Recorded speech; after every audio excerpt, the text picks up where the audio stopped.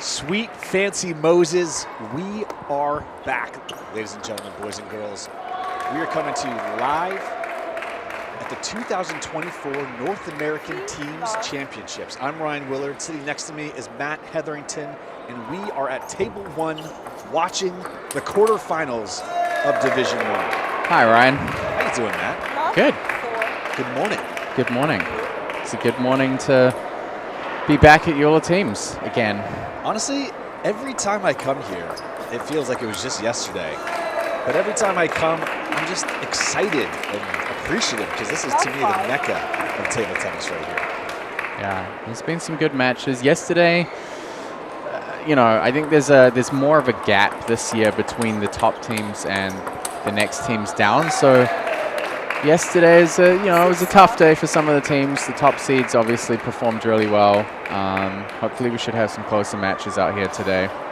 So one of the things that I do love about this sport, though, is you never know what's going to happen. So even some of these teams that seem like there could be a gap between them and the top seeds, you just never know what they might pull out and how they might pull through. So to me, the quarterfinals are some of the most exciting to see the up-and-coming talent who are battling through, trying to make their names known to get to the next round here at the 2024 North American Teams Championships. Well, pretty nervous start here for Stanley Shu. He's currently, or has been, under-17 national champion. He's been basically ranked #1 under-17 boy in the country. So, yeah, nervous start. Do you think it has anything to do with the fact that he filmed some social media videos with someone yesterday? No, we're not. We're not taking the blame for this at all. No, it's tough. First match of the day out here on Table 1. You know, you get to the quarterfinals, the pressure starts building up. There's a lot on the line. Now, Matt, can you break down these two players for me right here? Because I know you have personal connections with both of them. Yeah, like I said, Stanley he's been under 13, under 15 national champion, under 17. I think he won both of the national ranking tournaments in the US. So in terms of youth players, he's definitely one of the top players in the US. Arnov is, you know, he's started capturing some really good results. He's a player that when I was at Lily Ip's club, he just started playing, but his level's really gone up over the last year and a half. And putting up a great start here, 10-4 with, I was going to say 6 game points, but it's now 5. So this is good for Stanley. I mean, difficult for him to come out and win the game, but he needs to get some momentum at least to go into the second. I feel like Stanley's just warming up, his first match of the day. Arnov's going to take that point and the first game here in this best-of-5 match. Arnov takes it 11-5. Stanley going to the corner, having a quick chat with his coach and a sip from his water bottle. Matt, what kind of adjustments would you be making if you were Stanley, or if you were his coach, would you just tell him to just cook? You know, would you just let him cook, heat up? Yeah, I think he definitely needs to warm up into it a little bit more. So usually in these situations, a lot of the first game comes from unforced errors. So it's just knuckling down, sticking to basics, making sure you start executing the ball, just at really simple things. And once you start, you have to build that confidence up, especially after going down 9-0. Was it 8-9-0 in the first game? Yeah, 9. Yeah, it's not great for your confidence, so you just need to gradually build it up. Obviously, Wang Qingliang coaching this Maryland team. He's a player who's played the team competition himself many times before. Many times. I think he was National Development Coach of the Year in the US on 2 occasions. So he's should be able to handle these things pretty well. But Arnov kind of getting away with a lot of long serves, forcing a lot of errors early. And we are straight into the second game in this best-of-5 matchup. Arnov takes the lead, but Stanley tying it up. We're at 1-1 right here in the second game.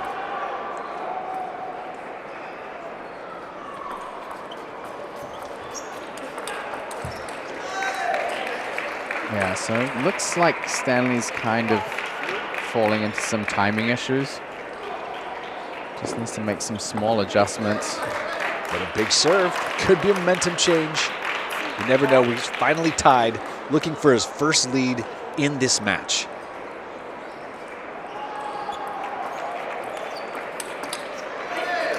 Stanley drops the deuce, takes the point. He's leading. It's going to be 2 serving 3 here at table 1.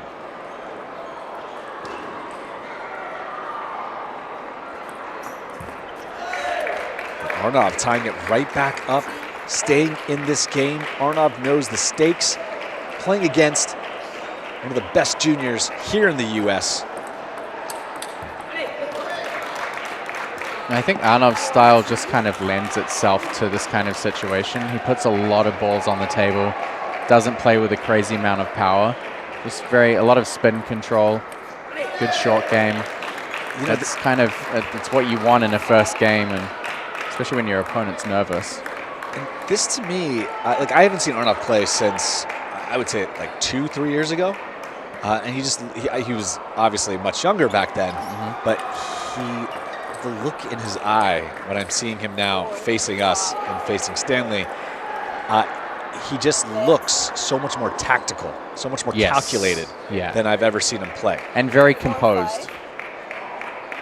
Yeah, I mean, for Stanley, I think if he doesn't win the second game, he's going to be under an immense amount of pressure. Obviously, the matches in day 1 and yesterday, they're best of 9 match format. So, you know, you can end up winning a tie 5-4 and playing 9 singles matches. But It's a great rally, Wow. but Stanley misses the last ball. Yeah, now we're playing best of 5 match, and you know, the player that goes out first really has to set the tone for the team, and they really need to lock that win in. So there's a lot of pressure on both of these guys.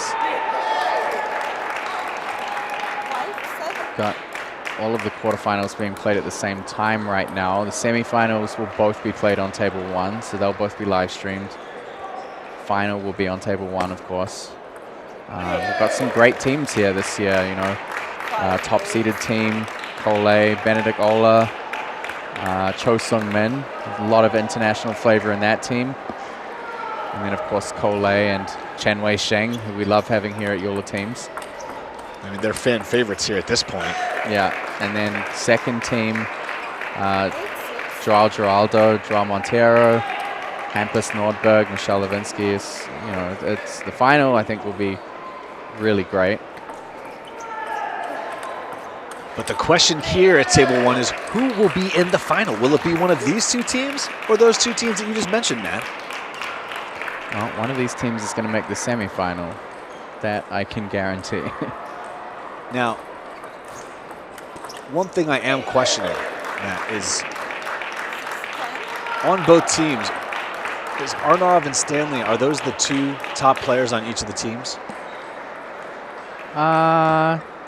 Not necessarily. I think both of these teams, they're not as highly seeded as, you know, say the 1 through 3 teams, but they're very balanced teams. So, you know, Stanley has Krish Gandhi, who can play on a similar level. Also another top player in the US. Then they have Kaito, who's also in that kind of bracket as well. And then it's the same on the other team. I think, yeah, they're fairly even teams in terms of team composition. Stanley taking that second game here in this best of 5 match. He ties it at 1 game apiece. The adjustments look like they made the difference. Stanley looks like he's warming up. Now, what kind of adjustments would you be making for Arnav? And it looks like, I'm not sure who's coaching him. Is that his own teammate coaching him? Yes, so Yash and Hussein are on the bench. Both of these table tennis clubs are JOOLA sponsored clubs. LYTTC from New Jersey, the Lilliup Table Tennis Center. They have 9 teams here. I think you just said 13 teams. Oh, 13? Yeah. Shows what I know. And yeah, MDTDC, similar amount of teams, obviously based in Rockville, about 45 minutes from here. Yeah, they bring a lot of young players here. This is really a tournament that is kind of a gateway to offer a lot of high-level competition for these kids and a lot of matches. So, you know, when it comes to tournament practice, if you have a 3-player team, you can end up playing 30, 35 matches across the weekend. It's a grueling, both physically and mentally challenging weekend. Honestly, I would call this the Ironman of table tennis. It's a marathon, that's for sure. It's more than a marathon to me, you know, because like other tournaments they're not this grueling. And the amount of time you're playing just throughout the day, and it's just honestly nonstop. And I've played in this tournament once, and that single time is enough for me to be like, oh, okay, I've done it. I don't know if I can even do that again physically. Yeah, I think I played maybe 4 or 5 times. And how big were your teams when you played? Three or more? I don't think I ever played in a 3-person team. I did 4, I did 5. Okay. You know, so then you can spread it out a little bit. Well, I used to doing commentary on Sunday, so I didn't want to be, you know, I didn't want to leave my team, leave them hanging. So a lot of the time I just played in the 5th spot.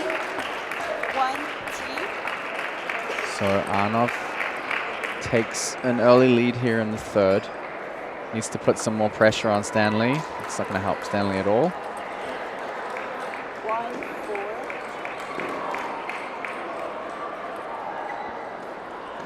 Whatever adjustments his coach Hussein and teammate gave him in between the 2nd and the 3rd game seems to be paying off. We're seeing a little bit of momentum coming back from Arnold's side. Yeah, you can see both players really trying to be active on the serve receive, so lots of backhand flicking, trying to get a strong follow-up. I think Arnov's just been more stable.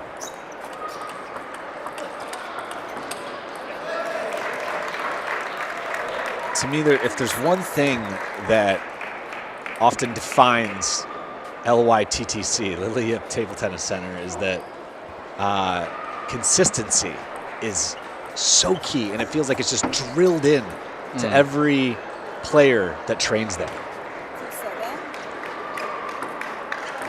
Yeah, I think it's a strength of a lot of the clubs in the US, I think, because, you know, they're really trying to push the technical repetition and I guess trying to bring that element of Chinese table tennis development here. Obviously, there are a lot of coaches in the US that have migrated here from China.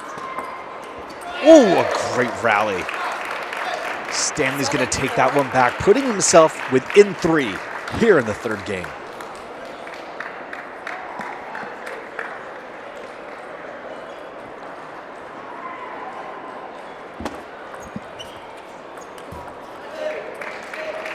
Yeah, I mean, Arnov's not necessarily doing anything too complicated, which that takes a lot of pressure off him when he can make these plays and kind of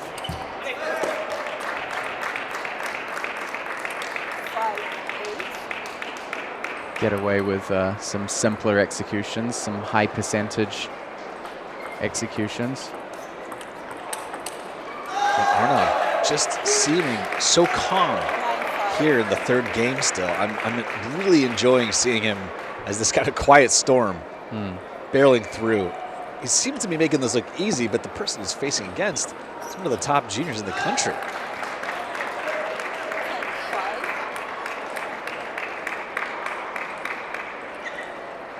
This is game point for Arnov. And he takes the 3rd game 11-5. Huge serve there.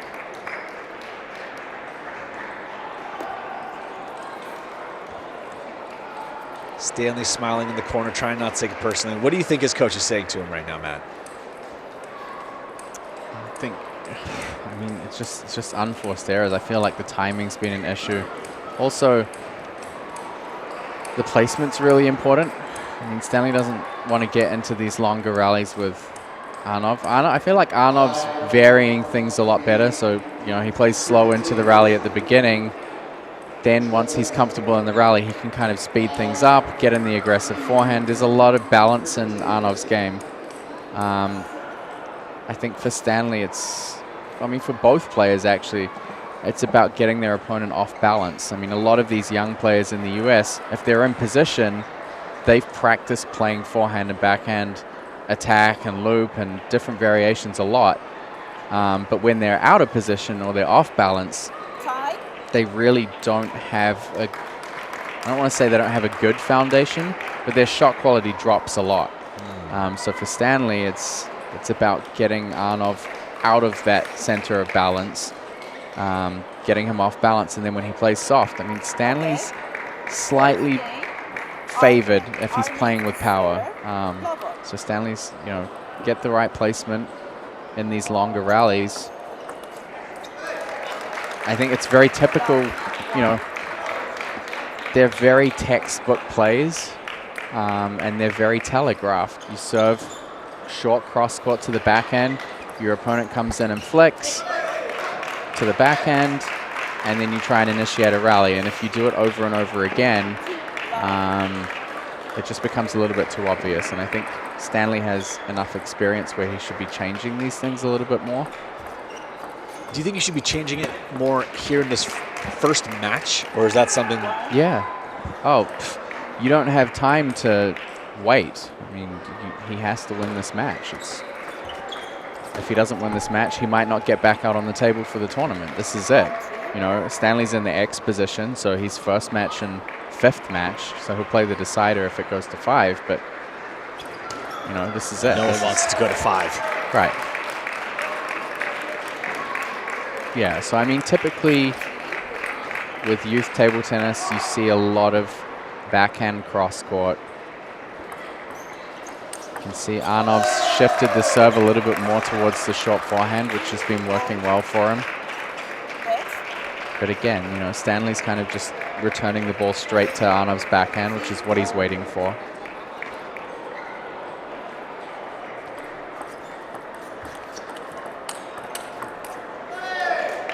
So, I mean, really, in this situation, if Arnov's serving short forehand, Stanley's tall, right? He can get to that ball.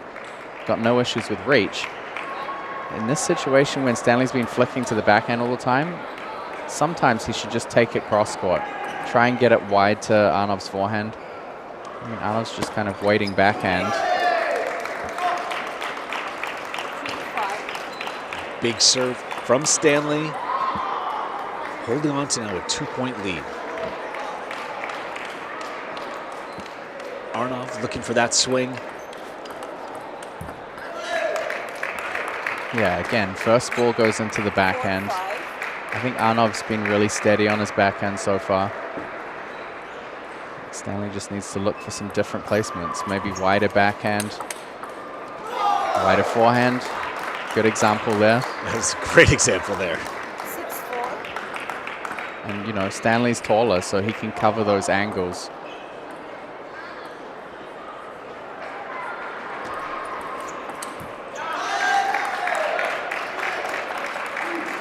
It's so interesting, too, seeing the juniors and the youth play, because they go through those growth spurts, and you see them either capitalizing real quick on their newfound height and length, or struggling through trying to make it work.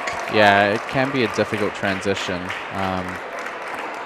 for young players. I think Stanley's, he's had growth spurts, but he's had a number of them now, so I think he's kind of adjusted to it quite well. Yeah, very clear with Stanley that he's using his height and length very well in this matchup right here, taking advantage of those angles you were talking about, Matt. Ooh! Yeah, so this is where Stanley, he has to shift from the narrative of doing the same thing. Try and do things that are less expected. That Arnov's not covering his forehand that early in the rally. It's very much backhand side. And Stanley is within 1 point of tying this best-of-5 match right here. Game point. And a huge, beautiful serve from Stanley, taking game number 4, 11-5, tying it up at 2 games apiece. It all comes down to this one game, Matt. This is the first 5-game match we've had on table 1 so far this weekend. You know, and I am here for it. I feel like when you're one of these juniors who are playing at table 1 on Sunday here at Teams, it's a whole different energy. It's like watching baseball in October. You know, it's just this whole other world that you get to be in. And these players who are at the quarterfinals on this big stage, you know, just 2 matches away from moving on, like, it's got to be so exciting. Yeah, yeah. I mean, it's a big deal for these guys if they can get into the semifinals of JOOLA Teams. I mean, we talked to Stanley yesterday. This is his 7th JOOLA Teams that he's played at. I can guarantee that he wouldn't have come close to making the top 4 in JOOLA Teams before. So, you know, yeah, for both of these teams, it's a big deal. They're among really, really top international players in the draw. These 2 teams are kind of the only 2 US-based youth teams that are here. So for one of them to make the top 4 would definitely be a pretty big deal. So I would imagine that some of the conversation with Stanley would be around, let's not play too much to the backhand. Let's try and switch it and move things around earlier. That way Arnov's not balanced all the time.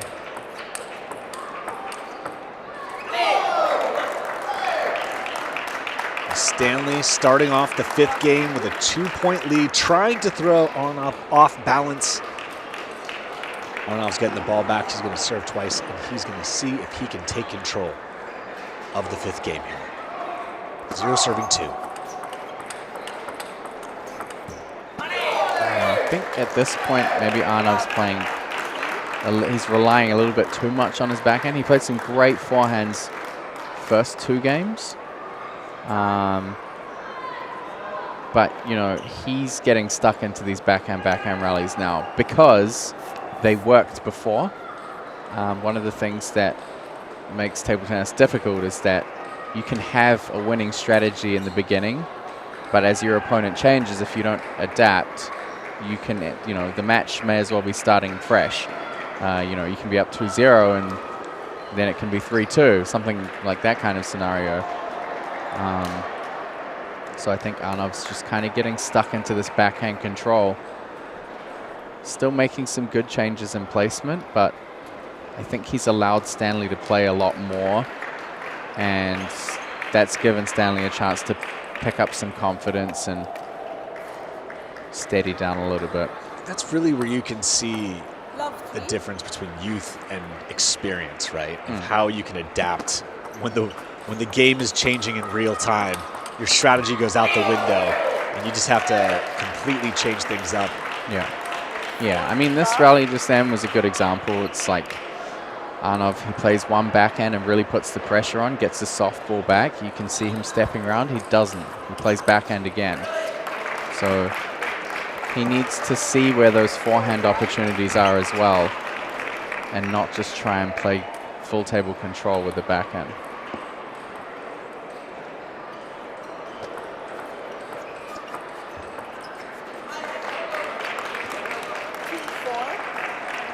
Arnav battling back.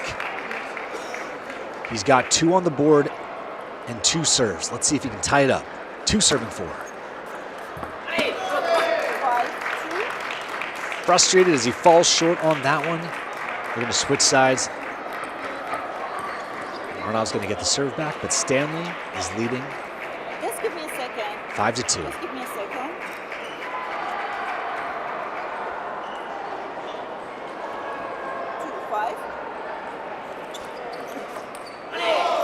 Yeah, so Stanley looks like he's really settled in here, and just in the nick of time for the Maryland team, the MDTDC team. You know Stanley's settling in when he's forcing errors. When he's just doing what he does. He looks calm, collected, and the other player seems to just be unraveling. Stanley's really starting to look at his top form at the perfect time, Matt. Yeah, you can see Stanley getting confidence on that first opening, playing heavy spin. Arnav's trying to control, still kind of playing a little bit soft on the backhand. Arnav battling back. He's down, but he is certainly not out here in this 5th game. It's going to be 3 serving 8.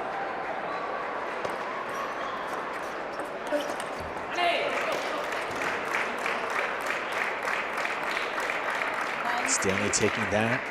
It's 9 serving 3. Stanley within 2. And just like that, Matt, it's game and match point for Stanley and the Maryland Table Tennis Center.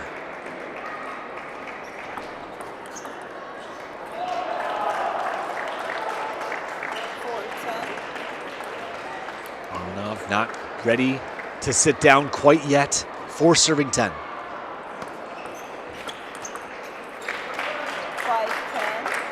2 straight points for Arnav. Battling back, can he get the momentum? Stanley's got quite a few match points here. 5 serving 10. And that is it. Stanley defeats Arnav 11-5, 3 games to 2 here in the very first match in the quarterfinals at the 2024 North American Teams Championships.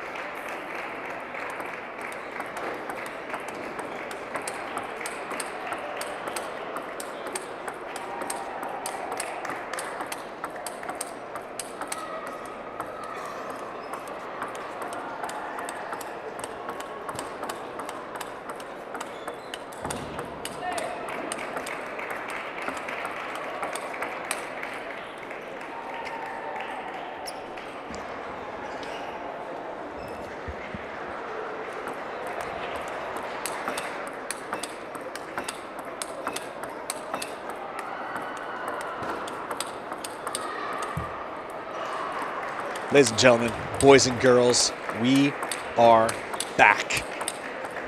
It's Sunday. This is the quarterfinals here at the 2024 North American Teams Championships powered by JOOLA. I'm Ryan Willard. That's Matt Hetherington. We are one match in the quarterfinals here at Table 1. The first match was won by Stanley Hsu. Yeah, he kind of brought that back from the depths a little bit. Looks like he woke up, warmed up, and brought his A game by game number 5, where he looked dominant. I mean, the MDTDC team of Stanley, Krish, and Kaito are definitely the favorites. They have an average team rating of 2,500, whereas the LYTDC Banana Boys, as they've chosen their name, their average team rating is 2,331. So there's a reasonable difference there between the team levels, but not. I mean, you saw in the first match, you know, points are points, right? Rating points are rating points. What happens on the day is what happens on the day, and that's it. Anyone can beat anyone. But yeah, I think for Kaito, having Stanley winning the first match will help with the pressure. Umpire making sure that Kaito throws the ball up. Has to be 6 inches, 14 centimeters, about the height of the net, in order to be deemed a legal serve.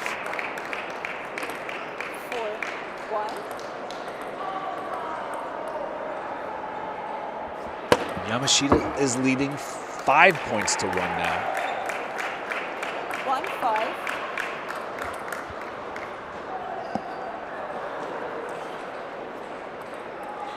Shaw coming off the bench, looking to warm up and get rearing here in this first game.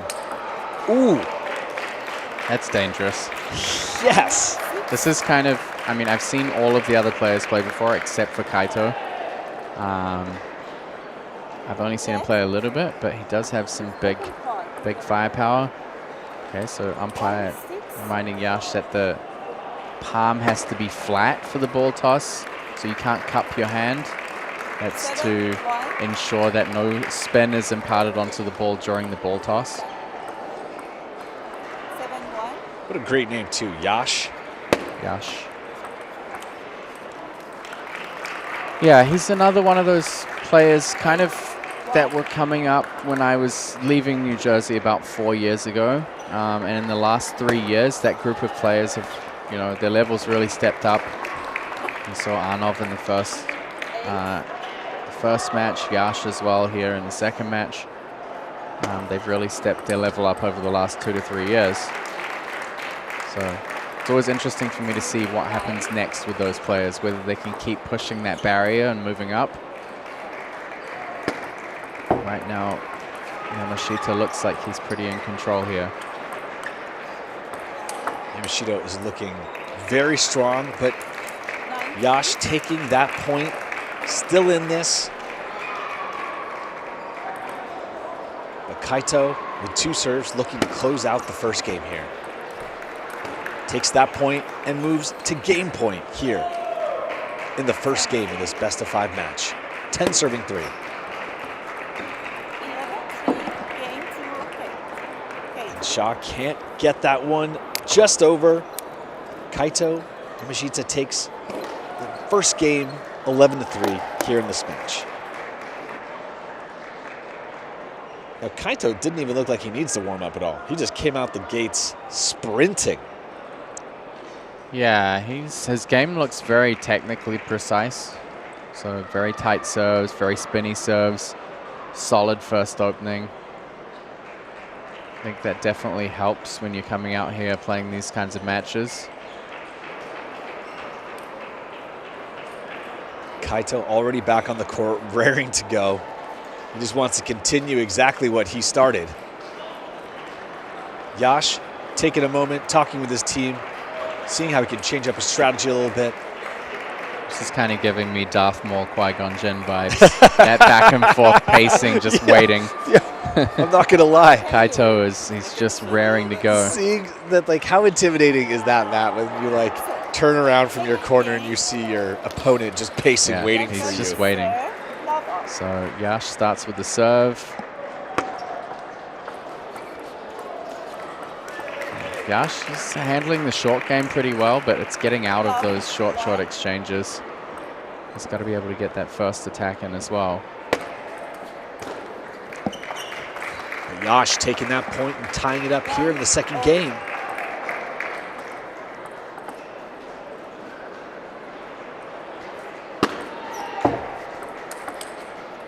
Yeah, I think the serve receive, very important for Yash. I think anything that gets popped up, Kaito is going to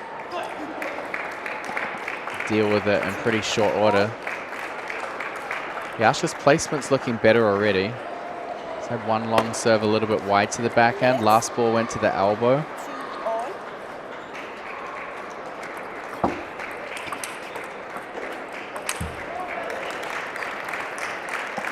I think one of the things that I've noticed from being here yesterday and seeing the younger players play against some of the stronger players in the draw, they do put a lot of pressure on themselves to try and win the points quicker, or to try and overpower. I think my observation is that they have taken a lot of risk.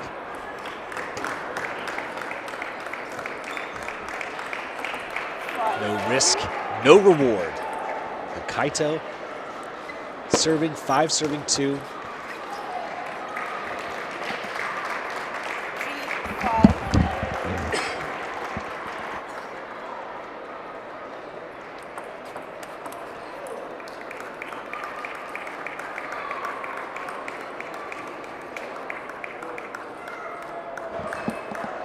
Yeah, I mean, Kaito just looks really solid on attack right now.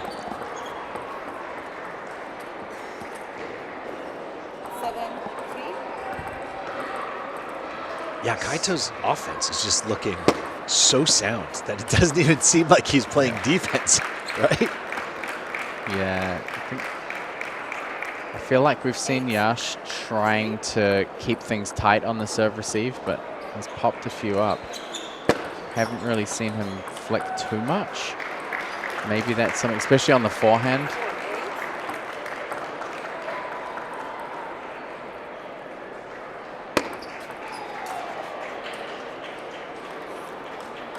Right now, Yamashita is very much imposing himself on this match.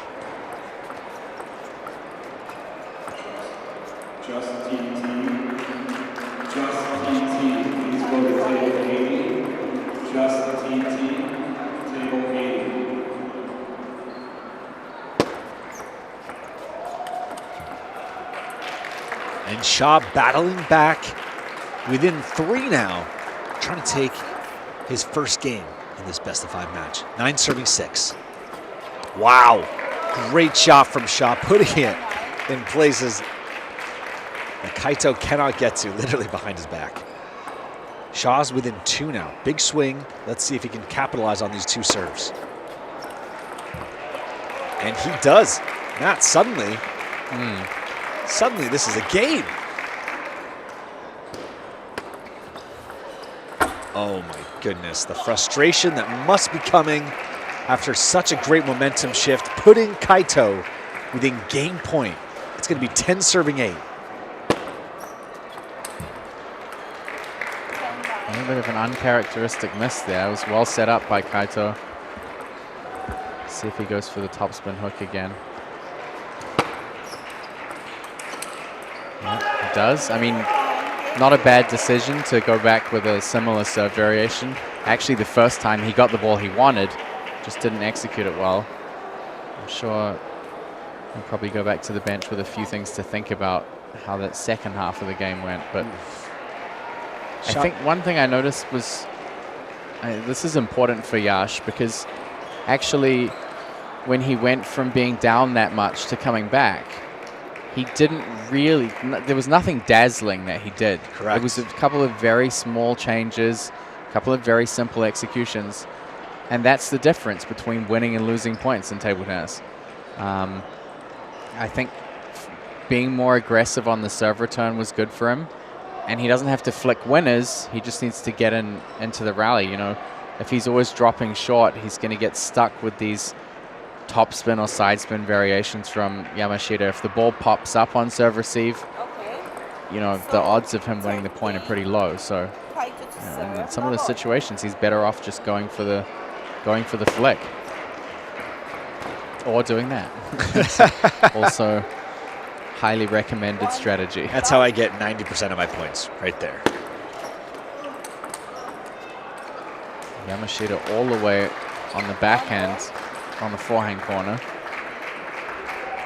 And it's actually 2-0 for Yashraj. 2-0.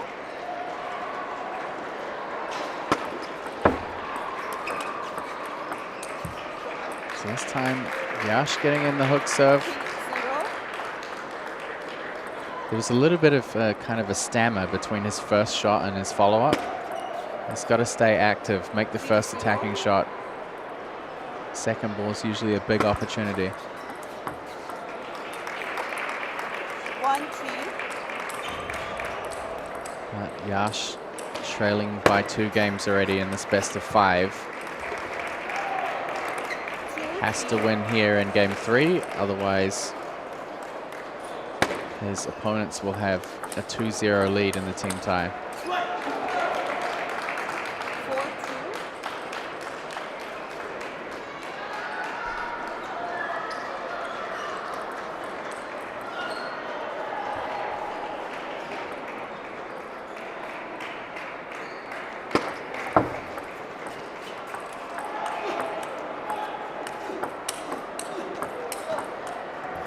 Beautiful rally. Yash capitalizing, taking that point, holding on to a 3-point lead. And you can see how much that step up in aggression and taking the early initiative has worked for Yash. Now 5-2 in the lead. It's really fascinating to see how his game has shifted from the last 4 points of the second game and carried on to this one. Kaito came out of the gates swinging and dominant, but suddenly his game looking a little shaky here in the third game.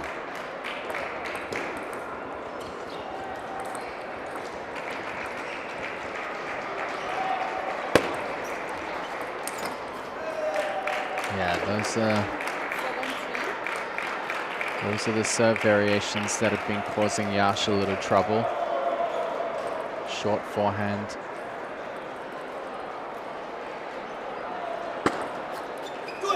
I think Kaito knows that when he served short forehand, Yash has a lot of the time tried to drop the ball short, so makes it easier for him to get that pop-up that he's looking for. And Yash needs to take a deep breath here and make sure he gets this game finished out.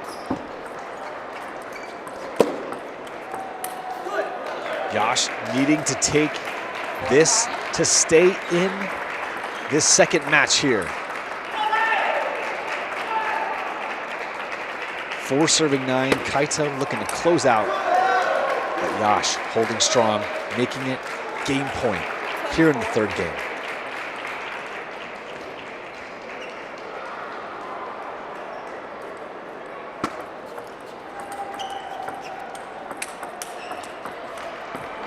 Wow, Kaito making that one look easy. He's got a really clean forehand game, especially on the early counter. I think Yash, he needs to avoid that cross-court forehand. It's comfortable for a lot of players, but when you have a player that's pretty sharp on the forehand, you want to stay away from it. 11-5 games. Kaito getting aggressive on that last point, but Yash closing it out, forcing a 4th game in this best of 5 match. Yash takes the 3rd game 11-5.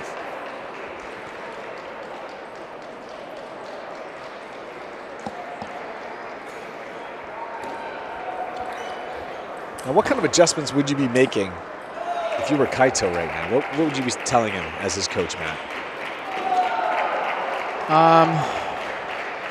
I think the first thing that I would tell him is where he got a lot of easier points before straight off the serve and wound up for some big forehands. I think it's going to take more work now. Yash has tightened up and done better with the serve receive. He's gotten more aggressive. He's building confidence.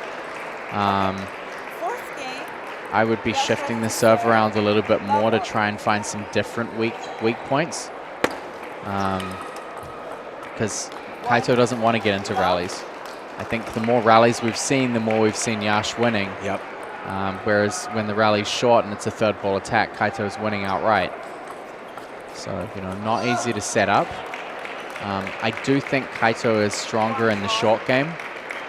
So maybe moving back towards those simple backspin serves short to the forehand side.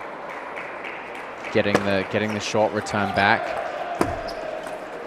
Ooh. And he hits air on that one. High-fiving a friend that didn't show up to his birthday party. Yash is going to take that point and hold on to the lead, trying to take that momentum and take this fourth game. But Kaito on the attack, taking the point, tying it up. Deuces. We haven't seen Yash forehand flick at all. I think it's whether he doesn't have like confidence in that shot or whether he's just choosing not to use it. I think he has to take more initiative with some of those short forehand serves. Part of me is hoping that he's just kind of holding that flick that you're talking about, Matt, for a later stage in this match, and they're going to pull it out, surprise his opponent. I don't know. I think there have been too many situations where maybe he should have flicked, where he chose to drop short and the ball popped up. I mean, we've seen Kaito just blasting winners off the back of that short forehand serve. Too many times. And I think a lot of the time the hook motion is topspin. Case in point. Kaito still trailing by 1. Sometimes I think you're an oracle, Matt. The things you say and then watching it unfold in real time. We're tied at 4 apiece. I commentate more matches than I play these days, so. We're 4-all. Kaito leading 2 games to 1. 4-5. Maryland is leading 1 match to 0. It's going to be 4 serving 5 for Yash.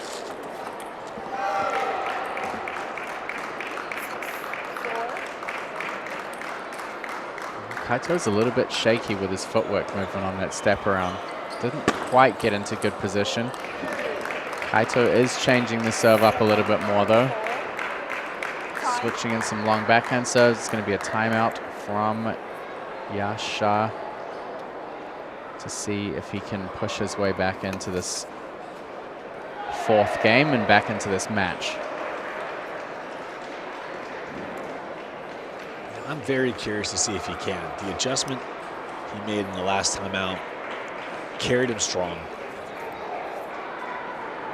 The last time I saw that was in the 2nd game when he just came back swinging right at the end, but it was too little too late in game number 2. But that 3rd game, Yash was looking absolutely great in the type of game that I think he wants to be playing. Yeah, I mean, when you play against someone like Kaito, who's strong on the attack, you have to initiate first. You have to be aggressive first. When you push a player that likes to third ball attack and you force them to play a rally, they don't have the same power. He doesn't play big forehands in those rallies once he's backed up a little bit, once he's a little bit out of position.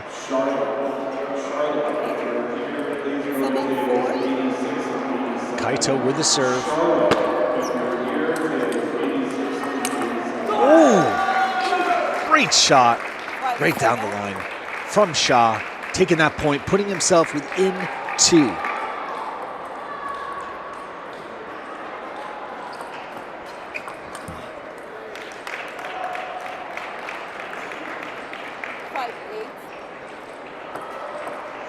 Kaito holding steady, Shah with 1 more serve, 5 serving 8. Shah getting a little lucky there. Just enough to make that first ball difficult for Kaito, and it makes all the difference. Ooh. This is a good decision from Yash, picking up the half long ball. I liked what he was doing there, just couldn't get it to drop. And there's that quick, fast game you're talking about from Kaito, putting himself within game and match point, 6 serving 10. And that is it. Kaito Yamashito takes the second match 3-1, winning the 4th game 11-6, beating Yash Shah, and giving Maryland a 2-match lead in this best-of-5 match format.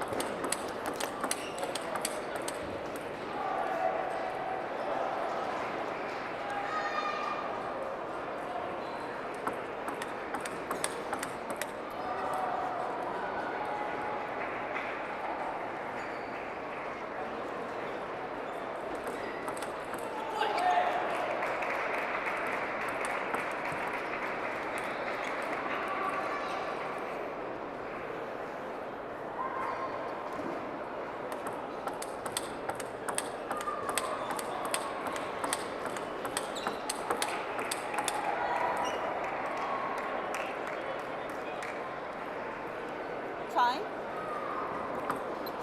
Okay. So first game, finish to serve. Finish to serve. Love all.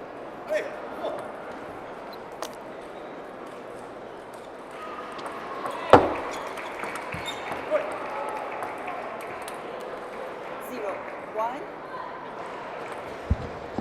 Ladies and gentlemen, boys and girls, we are back here in the 3rd match of the quarterfinals here at Table 1 of the 2024 North American Teams Championships powered by JOOLA. I'm sitting with the one, the only, Mr. Matt Hetherington, and I'm Ryan Willard. How you doing, Matt? How you feeling today? Pretty good. Looking forward to some good matches across today. We have this quarterfinal, and then both semifinals will be on table 1, and then the final. I'm hoping, just seeing the caliber of the top teams, the top 2 seeds, if they make the final, should be a great match.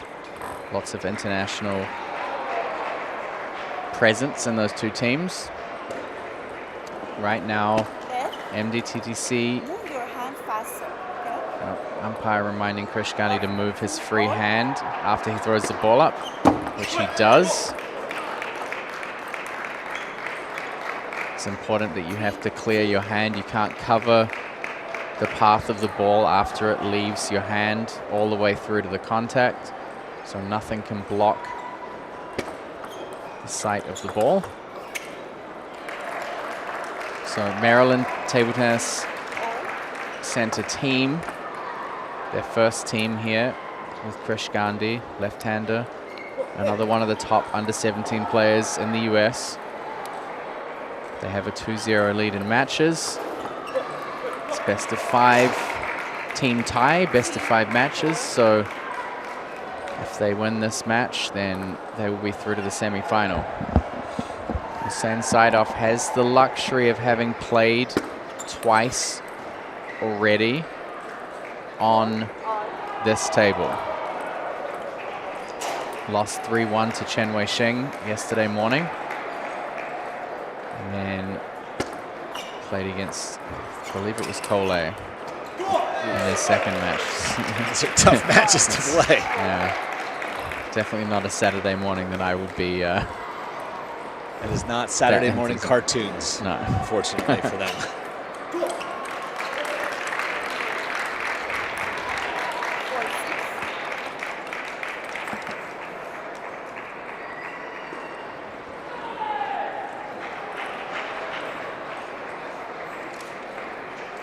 Hussein with the serve, forcing ring 6, but Krish is going to take that point, holding on to a 3-point lead.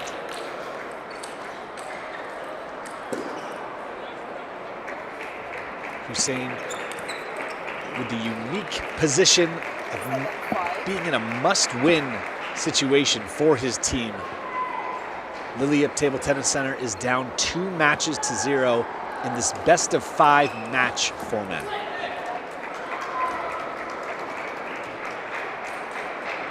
Now, this is the first game. It's best of 5 games. But this match will determine if Liliup Table Tennis Center is staying in this match, or if Maryland Table Tennis Center is moving on to the semifinals. I love watching the reactions on the sideline. Oh, what a serve from Krish Gandhi. 5-9. He's happy with that. He knows he's on live stream. He's going to clip that. That's going to be on his TikTok.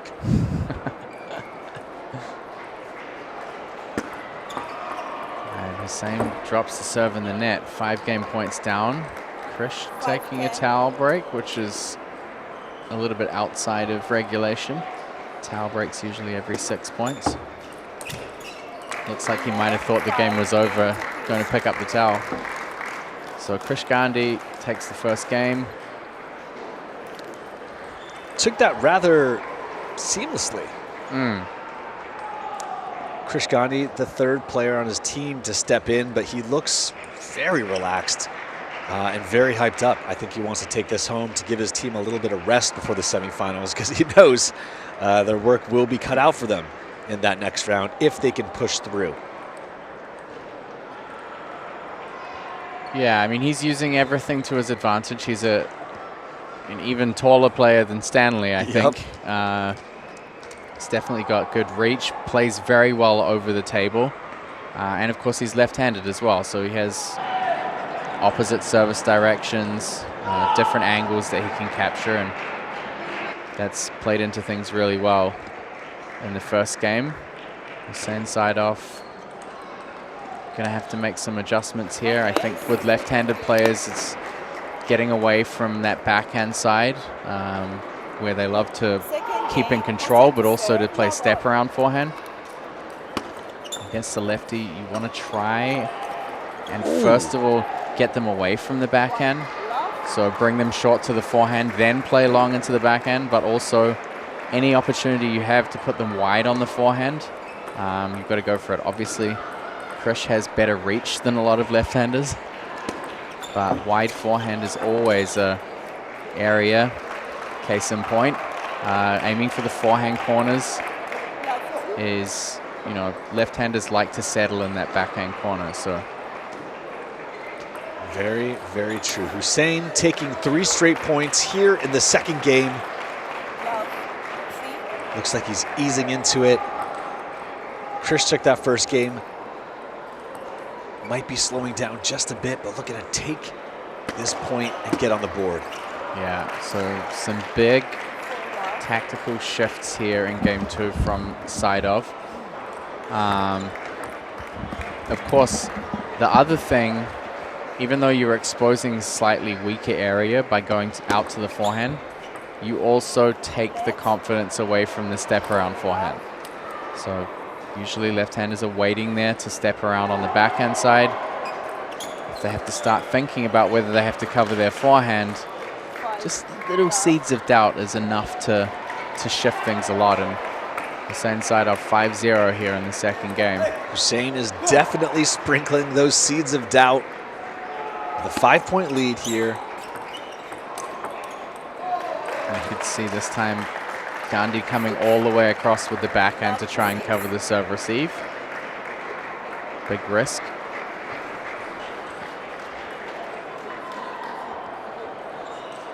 Stanley Shu and Kaito are off to find a warm-up table, so they're already preparing for the next match. Looks like Gandhi's been given a fault for the serve.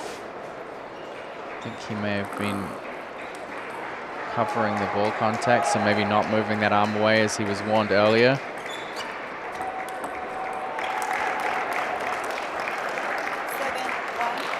It's the last thing you want when you're already down 6-0 is to get a service fault. Gandhi needs to catch some momentum here in the second. Needs to get a few points on the board just to stay in this game right now. Hussein with the serve, 7-2. Make that 8-2 for Hussein.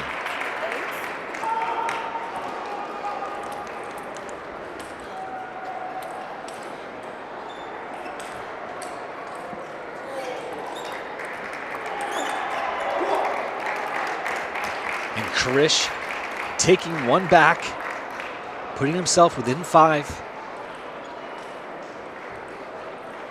3 serving 8. Krish playing some good forehand power. See if he can continue to adjust. So now things shift a little bit. If Krish is going to start preparing for that forehand coverage and covering the forehand side, for Hussein it becomes more about how quickly he can shift the ball back to the backhand side. Big chop block. Gandhi rips the ball into the net. 9-4 for side of. Of course, Hussein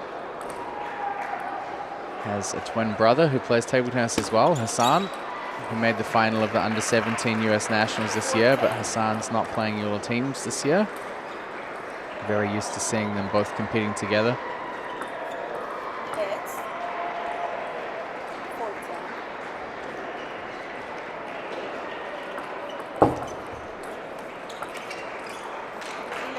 Hussein takes the second game, 11-4, tying it up in this best-of-5 match. Now, Matt, tell me, on the team side of things, Hussein's teammates did not go to warm-up. Yeah. And is that because they don't have the luxury of having an outside coach to be there with the teammate on the court? Yeah, I think that's part of it. I mean, if they both went off to a practice court right now, Hussein would kind of be left out here by himself, and they don't have the luxury of not being there in that situation. They need to win this match.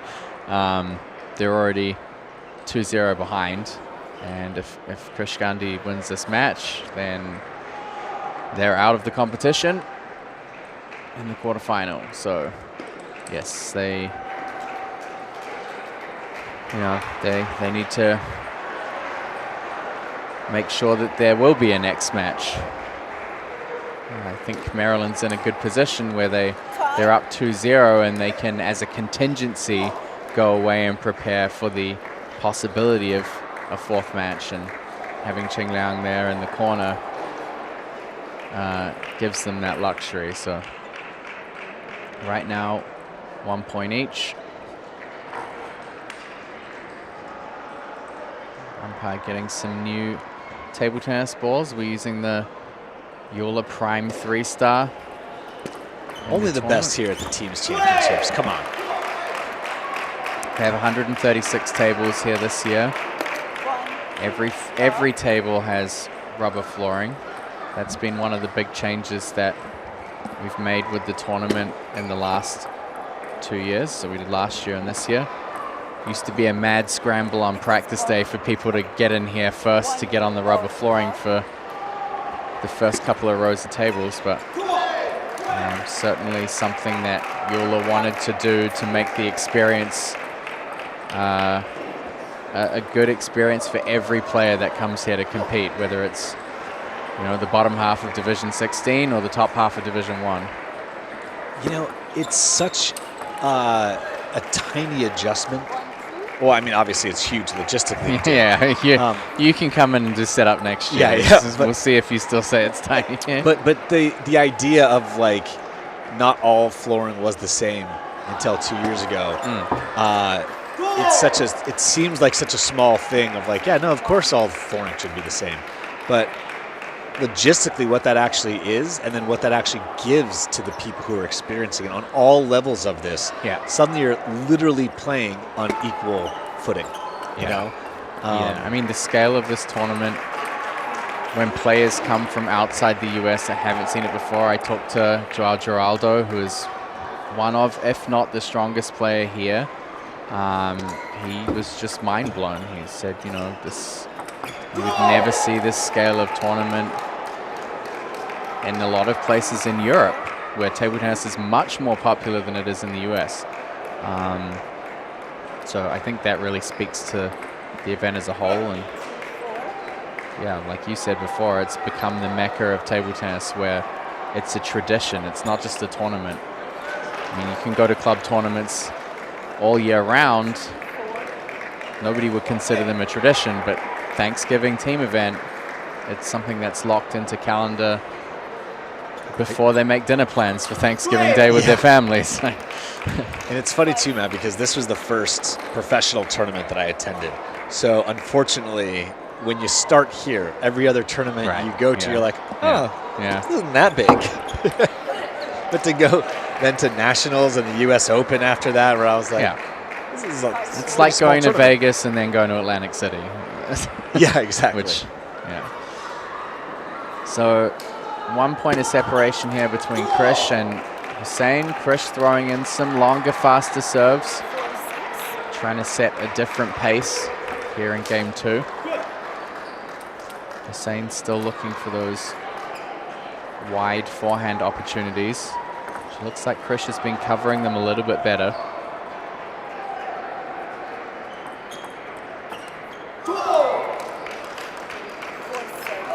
Krish answering that call from Hussein, taking the point, holding on to a 3-point lead.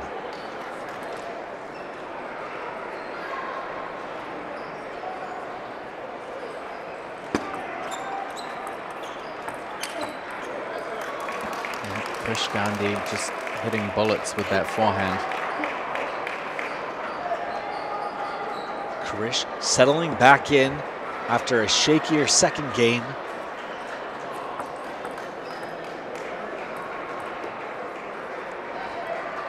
If Gandhi can take this third game, that's a big momentum shift right here in this match. Maryland is leading 2-0 in this best-of-5 match format here at the North American Teams Championships quarterfinals.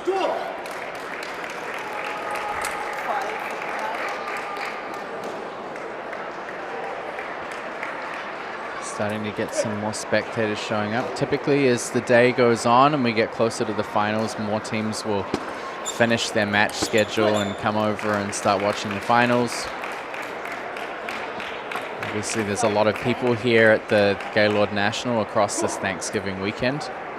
It's a venue that has been part of the story of JOOLA teams for over a decade now, and a venue that has really evolved a lot over the last 3 years. I mean, the amenities and the restaurants and the layout of the hotel lobby now is, you know, they've really put some work into it over the last. Was it the last 3 years? 2 to 3 years. I think 3 years. Yeah. It really feels like the last 2 years I've shown up, I've been like, where am I? This is. It's gone from you know, nice venue to like, this is like a destination. Yeah. Whoa. 3 game points for Krish Gandhi. Side off took one back, but he's still going to need 3 more in a row just to level things up here. Gandhi with the serve. Side off picks up that long ball to the forehand.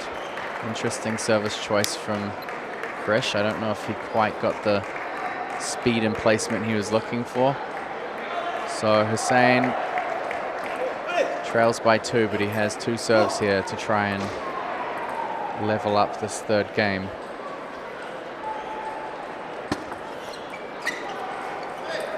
And that 3rd game is going to Krish Gandhi, taking it 11-8. He's leading 2 games to 1. 1 game away from closing this out for the Maryland Table Tennis Center to move on to the quarterfinals. Lily Yip Table Tennis Center has their backs to the wall right now, down 2 matches to 0 and down 2 games to 1 in this match. Hussein Saidov needs to win this to keep his team in, to force a game 5 here in this 3rd match.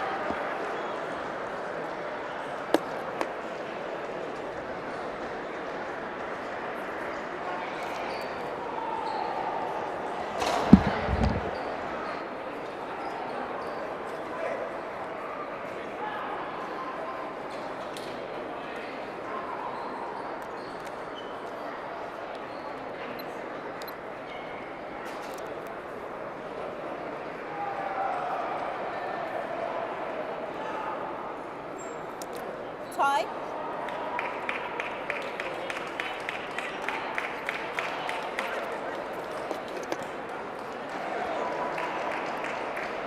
And Matt, we are back here for the 4th game. Hussein to serve, love all. So let to start off. That's a bold start from Hussein, going long straight into the forehand. Yeah. I don't think he's going to be able to pull that off again. It's like a boxer who's like, the bell rings, you just went right into a swing.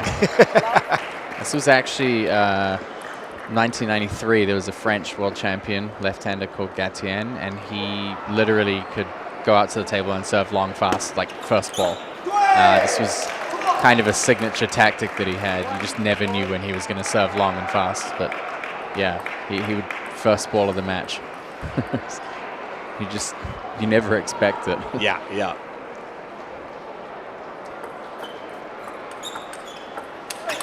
Now, you are Hussein going into this match. Do you, I love the energy, the way he started off, but I'm questioning, do you go into this game, game 4, all gas, no brakes, or do you try and stay even keeled in your approach and tactics here, Matt?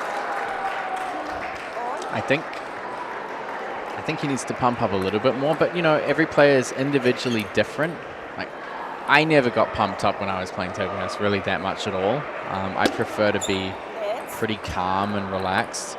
And I think for Hussein, the tactical part of the match is the most important. I don't think Hussein's really won a lot of points from playing big, kind of high adrenaline shots. He's won by making good tactical decisions and being in control in the rally. But I wonder if those high adrenaline shots that you just mentioned, Matt, are what could be that difference of him changing it up here in this fourth game. Some solid play from Krish Gandhi, just lumping the pressure on the backhand. You could see Coach Wang Qingliang, he kind of stood up on the bench and waved towards the backhand side before that point started. He was happy to see it. Krish with 2 serves now. We're tied at 3 apiece, but he can't get that on the table. A lucky break for Hussein. He takes the point in the lead. It's 3-4 for Gandhi. 2 missed serves there, Matt. Yeah, I think he was trying a little bit too hard to get the ball on that backhand line. You can see he moved across, changed his service starting position to try and get a wider angle to the backhand. Served off the side. Oh, wow. Toast. Hussein said, "How you doing?" And Krish said, "I'm fine, thank you, good night." He's taking that point down by 1. After 2 unforced errors, takes that point back. And Hussein getting more aggressive than my cat with the zoomies. He's gonna take that point, he's up by 2. And my cat is young, Matt, little sparrow, it's a kitten. He goes nuts and hard, okay? 4-6. Oh, that was a good heavy push from Hussein. Got the ball that he wanted. Didn't quite close the angle off enough. Kaito and Stanley have returned to the bench. Kaito back to his Darth Maul pacing in the back of the...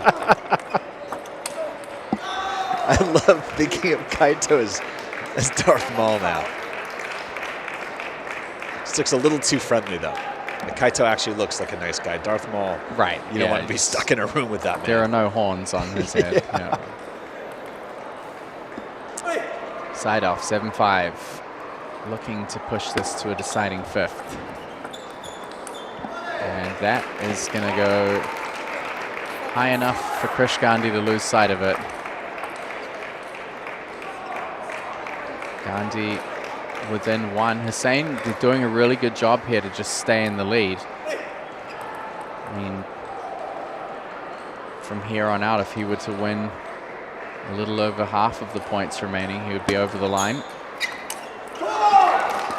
Just needed to take a little bit more time to line that up.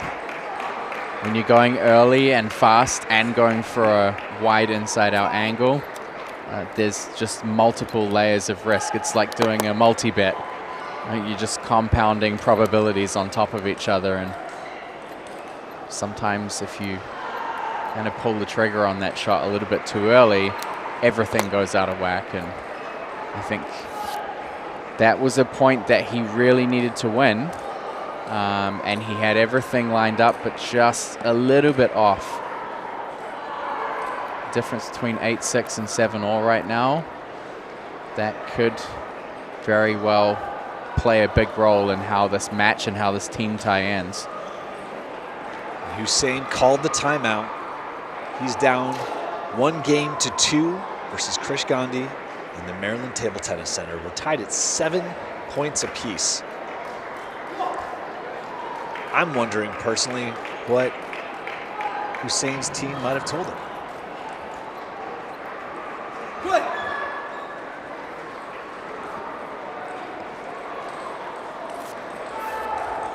Let's see what Hussein does coming out the gate here, and if he can force a 4th game, or if Krish is going to take this point and the lead, it's 7-all. Oh! Both players really sticking to their guns on the short exchanges. Pushing it like salt and pepper, but Krish going to take that point and the lead, 8-7.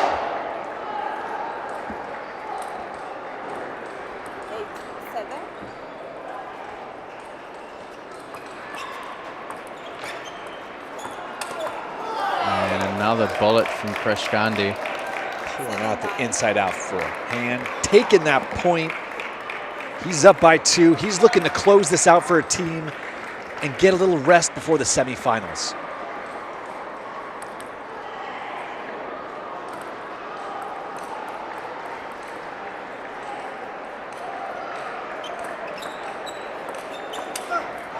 Goes for a little bit too much on the backhand.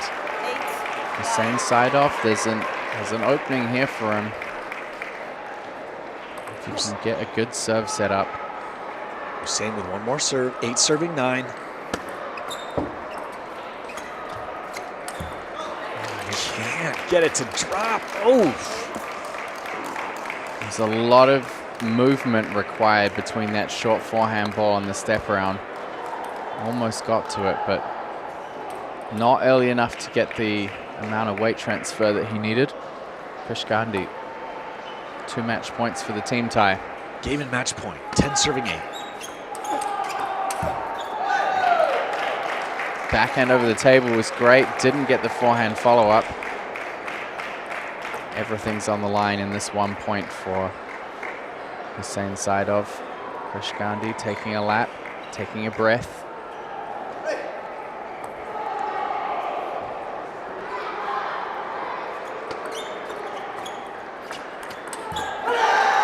Saidov sticking to his guns here. Ties things up at 10 each, and probably the most animated celebration on winning a point we've seen from him so far. He knows how important that point was. This is the drama that we came here for, Matt. 10-all.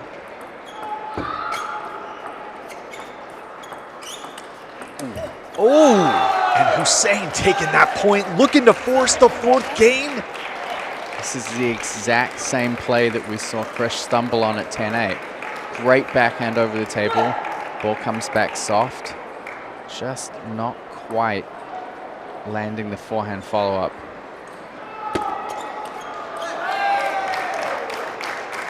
And Krish taking that point. Ladies and gentlemen, boys and girls, it's 11-11. Make a wish.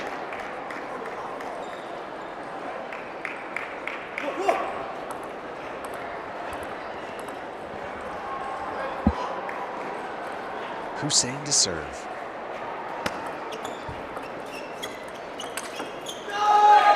Hussein snaps that forehand down the line. Gandhi now game point down. He's 2 match points up. This is where the pressure starts to creep in. When you had the match in your hand with the serve, now he's facing a game point. Stanley and Saida. Stanley and Kaito are looking on, just watching, wondering, waiting. Are they going to get tagged in here? Or is Krish going to battle back? I noticed Kaito's stopped. He's standing still now, yeah, so no he's obviously very intensely invested. And Gandhi sends it long. Hussein Saidov stays alive. Our YTTC Banana Boy is not out of this yet.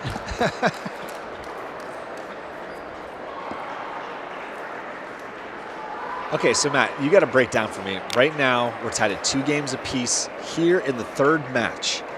Yeah. Hussein has his back to the wall. This is a must-win situation for him and his team in the quarterfinals. What do you think his teammates who are coaching Hussein are saying to him right now?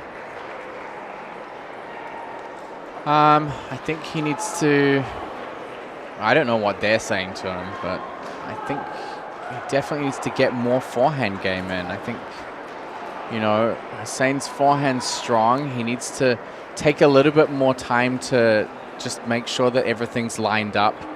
Table tennis is a tough sport. You know, the ball's very light and very small, and the rubbers are very springy and the blades are very stiff and fast. And if you make a really, really tiny adjustment to your shot or your timing or your body weight transfer, the effect on the ball is huge. You can miss by a foot. So getting those little increments all in alignment at the same time and in just a microscopic split second is important. Of course, that had nothing to do with what I was talking about. I think Hussein, yeah, he needs to find more forehand opportunities. But, you know, I mean, I guess what I was trying to say was that he had opportunities earlier in the last game that he kind of wasn't able to knuckle down on. I mean, I'm just a salesperson for the sport. I just, you know, trying to let people know how difficult it is. And anyway. Same with the lucky bounce. He's taking that point, leading 2-0. We're tied at 2 games apiece. Ooh. Krish getting very aggressive with that backhand. I'm loving that, Matt. Yeah, this is one of the strengths of taller players when they get into a topspin rally. It's much easier for them to get on top of the ball and just rip across the top, and they get a lot of acceleration. Obviously, they get a much more closed angle. Gandhi's been doing some damage with that backhand. I think the forehand for him also a little bit off. Definitely feels off in this game. Maybe this whole match. Yeah, last game as well. I mean, he's hit some blitzing forehands, but the opportunities that have really counted for him off the back of a brilliant backhand haven't landed. That serve clips the edge. Hussein's going to have to shake that off. Ooh. Oh, nice. Love me a little bit of microphone PA system audio feedback. Love that feedback. That's the good kind of feedback.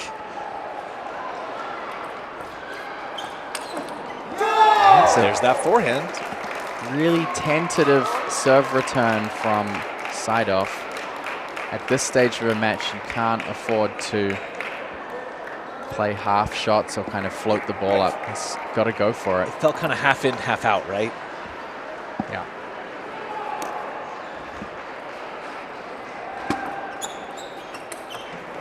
Big inside out forehand, taking that point and the lead for Hussein.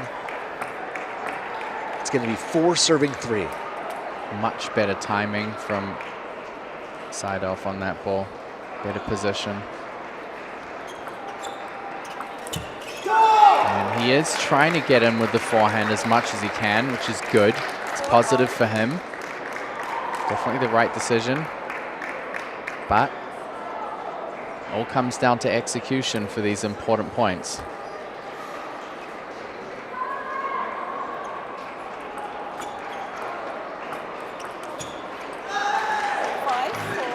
Seidorf doing well to get out of that short situation.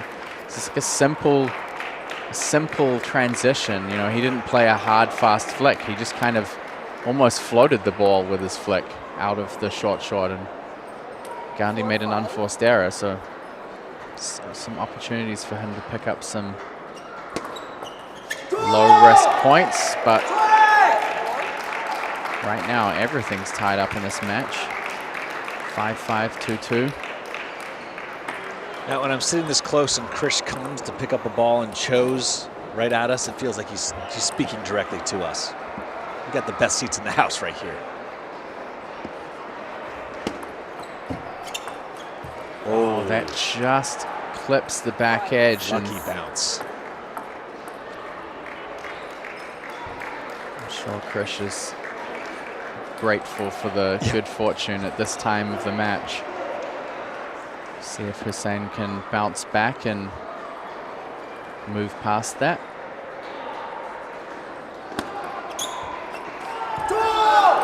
And that ball just hugged the edge. Half long. Very risky to make that opening.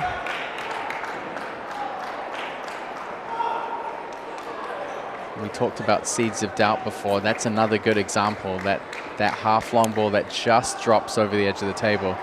You start to wonder, is it going to be short? Is it going to be long? Do I have the confidence to take the opening shot? Ooh, what a big serve coming from Krish. Gandhi opening up some breathing room here. Bit of comfort. Obviously can't get too comfortable yet.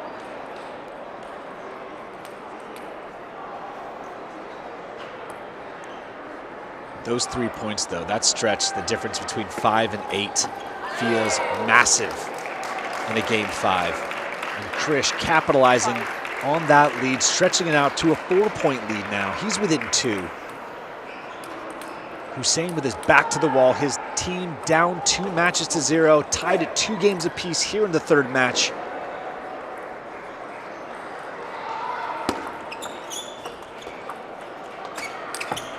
And just not quite positioning for that step around forehand. This time, Krish Gandhi will have 5 match points. He had 2 in the last game. Hussein Saidov managed to battle it out for those, but I think 5 should probably be enough to do it. You never know. Hussein looking frustrated, 5 serving 10, and that is it. Krish raising his hand, pumping his fist in victory, but he takes the 5th game 11-5 and puts his team, the Maryland Table Tennis Center, into the semifinal. It's 3 matches to 0. They're going to the semis right now. Yeah, some close matches. First match between Stanley and Arnav. Great match. Really close match. So LYTDC, they had chances, but ultimately MDTDC, the stronger team, gets the job done, and they will go through to the semifinals, where I believe if the draws play out the way that they are seeded, they may run into the 2nd seeds in the semifinal. So we'll be back at 12:45 Eastern time with the first semifinal match. Both semifinals will run here on table 1 before the final, which is later today. And yeah, take an opportunity, get yourself a coffee, go have some lunch. I'm talking to the audience, not to you, Ryan. And yep, we'll be back at 12:45. All right, see y'all soon.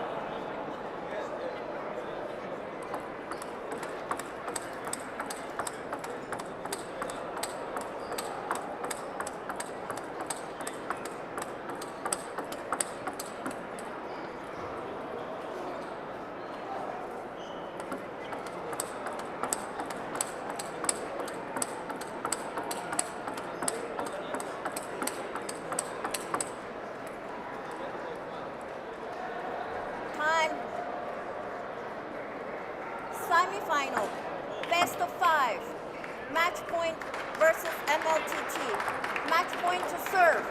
0-0. Ladies and gentlemen, it is about that time to break forth the rhythm and the rhyme. We are live here on Sunday at the 2024 North American Teams Championships. We've blown past the quarterfinals and we're into the semis. Right now, we've got Match Point Table Tennis Center and RSWTTA teamed up to go against MLTT and Friends. MLTT and Friends is the top-seeded team in this tournament today, so you are about to see some fireworks as Team Match Point does everything they can to get to the finals. I'm Ryan Willard. I'm here with the one and the only Matt Hetherington. How you doing, Matt? Great. This is a match we've been waiting for.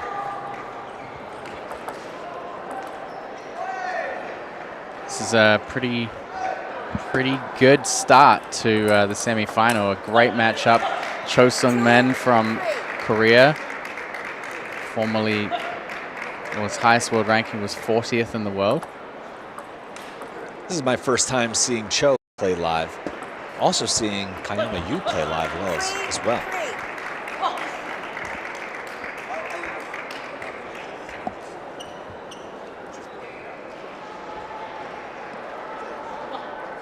This is a very exciting matchup. Seeing Sungmin Cho play for the first time live is going to be very interesting. I do love his high toss serve. Hits the net on that one. He's going to take it back to do it again.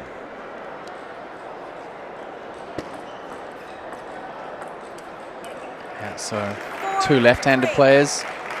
Kayama I saw playing at the LA Open this year. So very high-level player in Japan. Good to see him back in the US competing. 4-4. What level does he play on in Japan? Do you know, Matt? He's not in the national team, like the top national team, obviously, like, you know, Harimoto and those kind of players who are competing WTT and World Championship level. But there's kind of a, I guess he's in the next tier down. It's a pretty solid standard. Is that the, for lack of a better term, the corporate league that they have? They have T-League. I don't know if he's playing T-League.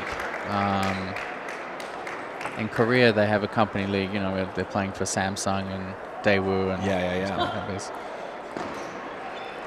But I would say maybe Cho Sung-min's a slight favorite in this match, but it's a match that could definitely go either way.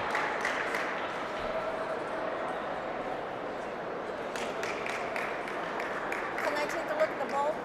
Can I take a look at the ball? No. Umpire asking to take a look at the ball because it went out of the court. It's fairly standard. 4-7. So Kayama off to a good start in the first game. 8-4. 2 straight points. Kayama looking real strong coming out.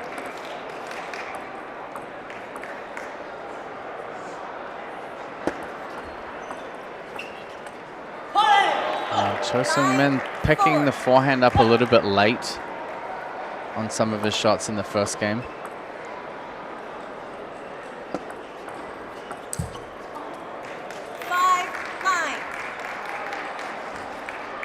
Cho down, but certainly not out.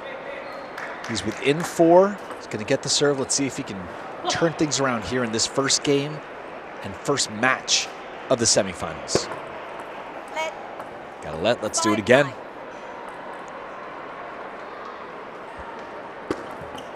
Oh, goodness. It's a devastating point to lose. It's now game point for Kayama. Kayama capitalizes with a huge backhand. 11-5. I think Kayama's definitely the player that this MLTT team want to lock down on. Yeah. They don't. It's best of 5 team format. They don't want Kayama winning 2, because if he wins 2 singles matches, that kind of really lumps the pressure on the MLTT team where they have to win all the rest of the matches. So bit of a slow start from Cho Sung-min. I think just a little bit tentative, so kind of picking those forehand loops up a little bit late and a little bit safe. You could see that he was kind of not really completely committing to the shot, so a lot of them were floating off the end of the table. He's just got to be sharper, and Kayama was, I mean, you saw that last backhand. He's sharp. He's very sharp. He looks like the one to watch on that team, in my opinion, and I can see why MLTT and Friends is probably really hoping to shut him down in this first match and take that to get the momentum in their corner, because if he does win this first one, we don't know what's going to happen necessarily. I think it can go any way. So Cho has his work cut out for him. He's down by 1 game. Love all. Big forehand right down the line. Comes out swinging. Cho making a statement, takes the point and the lead here in game number 2.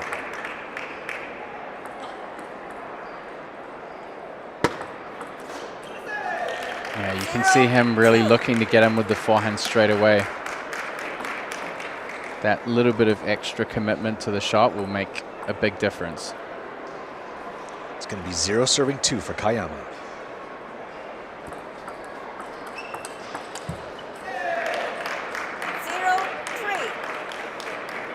Kayama looking a little off kilter on that last shot. Down 3. Kayama to serve. Beautiful save, but Kayama, his backhand doesn't get that one through. Cho with a strong 4-point lead here in the second game.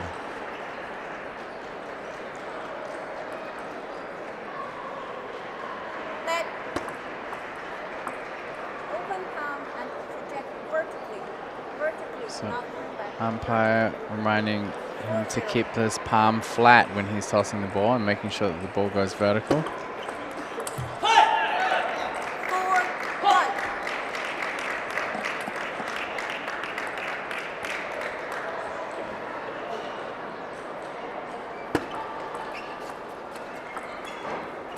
That was a really late pickup from Cho Sung-min, but a lot of topspin rotation.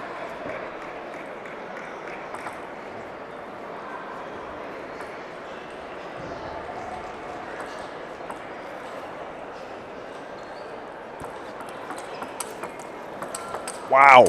Oh, that's goodness. That sweet chin music. That beautiful inside-out forehand. A great rally right before that. Cho's going to take that point.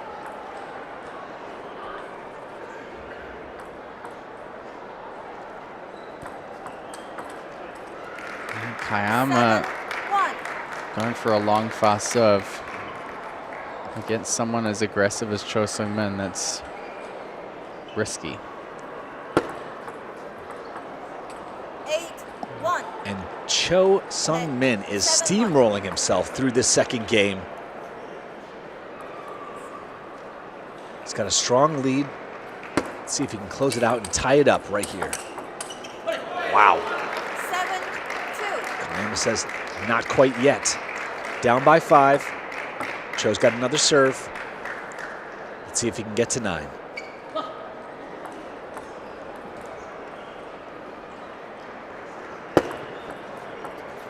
Nice little fade there from Kayama.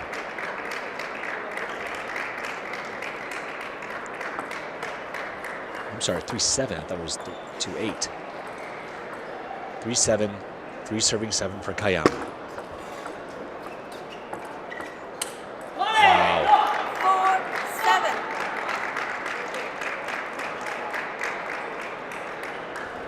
4-7. Just like that, Kayama sneaking back in, down by 3.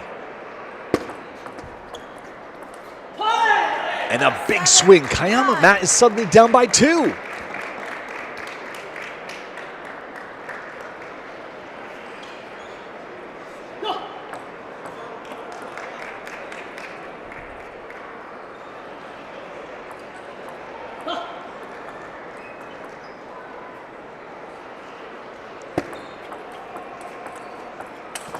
Oh. 8-5. Kayama's got to be really careful. He makes that good fade again on the first ball. Ball came back a little bit soft, but he can't really afford to be passive. He's seen what happens already in the second game if he plays passive against Sungmin. Yeah, Sungmin is certainly not one you can be passive around. I feel like you got to fight fire with fire when you're going against a player of his caliber. Yeah. 5-9. There's no taming that beast. There's only taking it head on.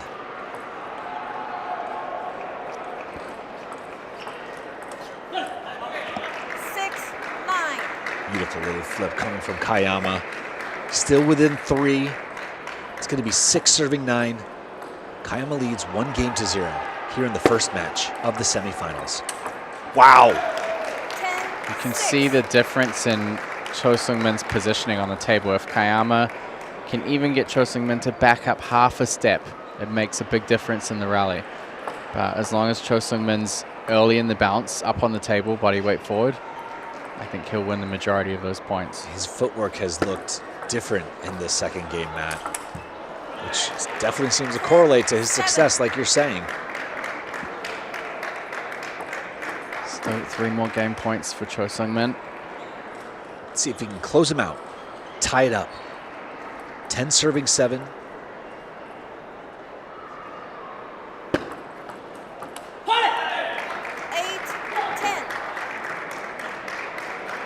Kayama staying in it, still within 2.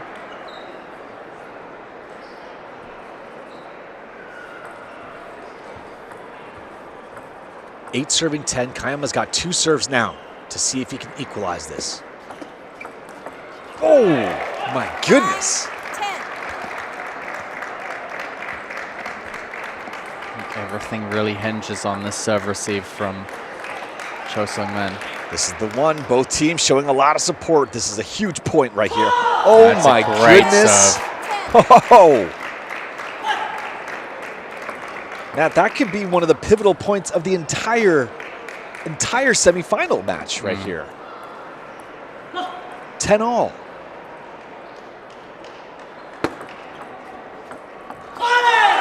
And Kayama. 10. I think you could see Cho Sung-min getting ready to attack, and Kayama managed to control the ball short.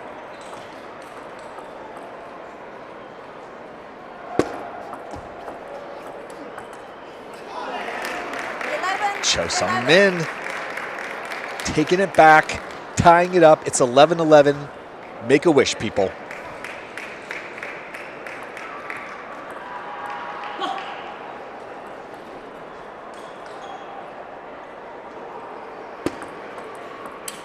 Oh, that's clean. 12, Ooh. 11, 12.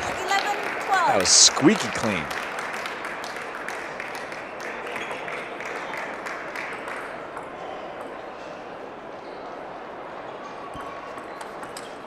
Oh! 12. I was just thinking, man, serving long to the forehand at that stage of the match could be a bit of an error, but apparently Kayama was one step ahead of the rest of us. I was going to say, I'm playing checkers, he's playing chess. Oh, and 13, 12. a lucky bounce for Kayama. And a tough break for Cho Sung-min. 13 serving 12. This is game point. Oh, my great. goodness. Backhand flick. Deadlocked here. Both of these players know how important this game is.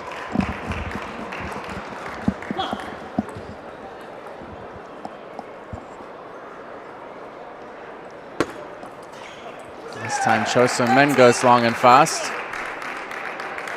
Sets himself up with a game point. Just 2 heavyweights exchanging blow for blow.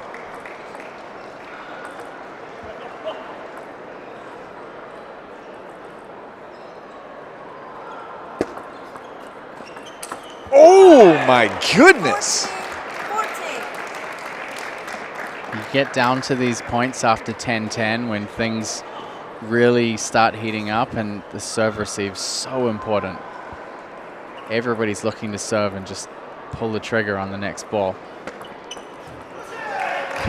Just like you said. I mean, it forces you to then take a lot of risk on the serve receive to try and, you know, not give them that chance.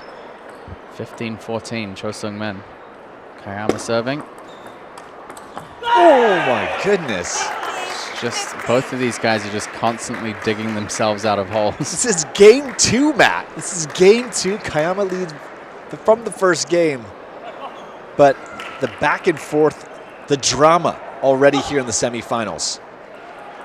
This is why we come here. This is the North American Teams Championships. Oh, that's a huge point. Huge point. Kayama still going for that little forehand flick fade, but Cho Sung-min's kind of getting wise to it now. You could only play that trick a couple times to Cho before he punishes you for it. Oh! Another lucky net balls. This match point in Rising Stars team catching a bit of fortune. Not easy for the Major League Table Tennis team, the MLT Team Friends team. They, by coin flip, have ended up with a harder draw here. The second seeds playing against the young US-based team of MDTDC that we saw in the quarterfinal. You know, oh, wow. That ball just sails past, and Kayama's game point up again. You know, I'm not going to lie, Matt. That coin flip, I think, is better for the spectators right here, right now, because this match that we're watching could be the finals. This could easily be the finals in any other draw. We might not even get to the finals if this game doesn't end. It could be here for a long, long time. 17 all. I love. Might be taking a trip down memory lane soon, playing to 21. For real. Let's see if we can get the blackjack. 17 all. Now, this is, you know, Cho Sung-min now, he's had 2 kind of free points off the serve. He's got to capitalize. You don't get too many opportunities like that. Oh my He's gosh. not going to, and it's 3 lucky breaks just since 10 all. Cho Sung-min's probably thinking, why me? They're almost to the point where they've played a second game. He's just tapping the net. Sometimes out of superstition, just like, come on, come back to me. Ooh. Yeah, you can see how ready he is for that fade. Yep. The thing is, if it really gets down, you know, if we get to like 2020, 21-21, the possibility of Kayama taking that flip cross court and catching Cho Sung-min out, he's got to capitalize on these game points. And he does. 20-18 in game 2. 20-18. We That's got like the drama. 2 games in 1. 38 points in 1 game. Insane. Genuinely insane. That was the second game in this match. And now we're tied up. We're at 1 game apiece here in the semifinals. Kayama made an incredible effort, came back, and really looked like he could turn the tables, but Cho Sung-min closes him out in a marathon game 2 and takes it 20-18. Now, I'm not going to lie, Matt, I do like seeing the top-seeded team here challenged so hard here in the semifinals. Other matches I've seen MLTT friends play have, honestly, they've made it look a little easy. Yeah, they definitely cruised through yesterday. I mean, they're a very strong team. It almost feels unbalanced. They're a little OP, but getting to the semifinals and seeing a player like Kayama come and starting to give them a real run for their money, making them sweat, this is what we came here for. This is what I love. This is game 3. Game 3, match point to serve, 0-0.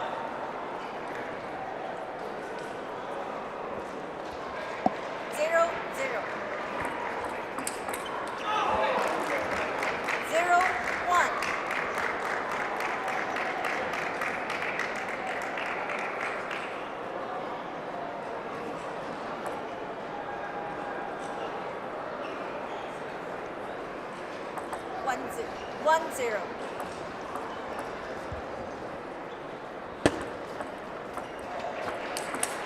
Whoa! 0-2. Some quick, What just happened there? quick reflexes from Kayama. Like a couple gunslingers. The Wild, Wild West. The Wild West of table tennis. Seriously.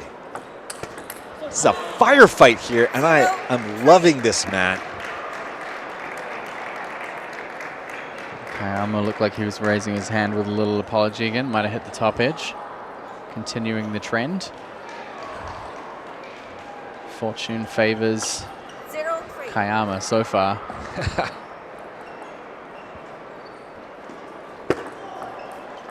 That is a disgusting serve receive. Yeah, what 4-0. Kind of was that? maybe a bit of a backspin flick.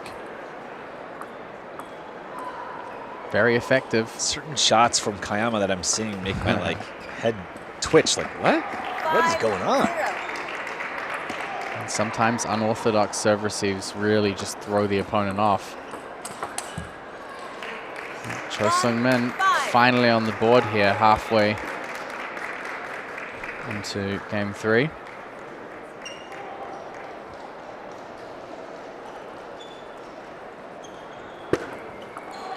We got a let. 1-5. It's going to be 1 serving 5 for Cho Sung-min.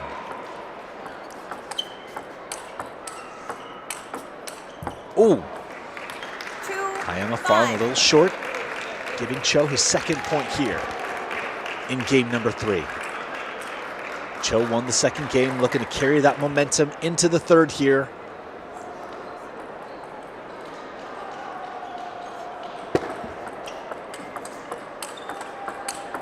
Wow. Yeah, big forehand to finish from Cho Sung-min. Again, Kayama's really sticking to that inside-out forehand flip fade. It's giving him a comfortable lead into the rally, but he needs to be careful that it doesn't become kind of telegraphed. Yeah, I was going to say, at what point, Matt, do you think that he'll start to need to change that up? Is it right now, or does he... It feels like he's leaning on it, and it's only game 3.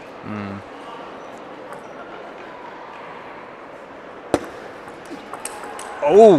That is vicious forehand from Kayama. It's funny to me when I'm watching these two players with certain shots, it feels like it hurts when they hit it. I'm like, oof! Oh, what is that? Goodness. It hurts egos, Ryan. 4-7. Cho Sung-min almost looked nervous about that ball. It was rolling along the net, threatening to drop maybe onto the edge. Yeah.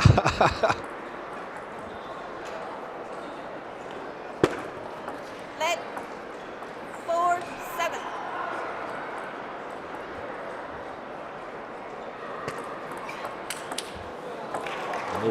It would have been good if there was a racket in his hand. Yeah. It's a freehand shot, as they call it. 7-5. Umpire even had a moment of confusion. Yeah, The scorekeeper, it's like, hey, it went back on.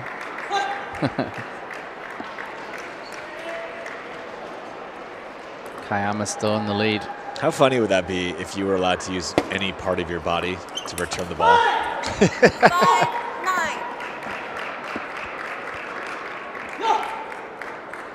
Getting some round the net kicks off the boot. 9-5. Kayama pretty well positioned here in game 2. And Cho Sung-min, 5-9. he just looks like he's been having a little difficulty with the serve.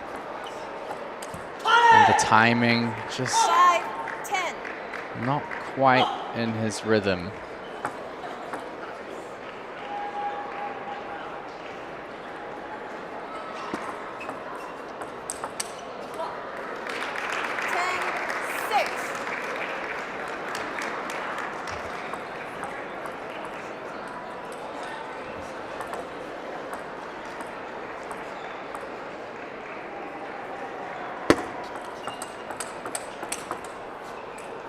Cho Sung-min's not going to be threatened by a backhand exchange.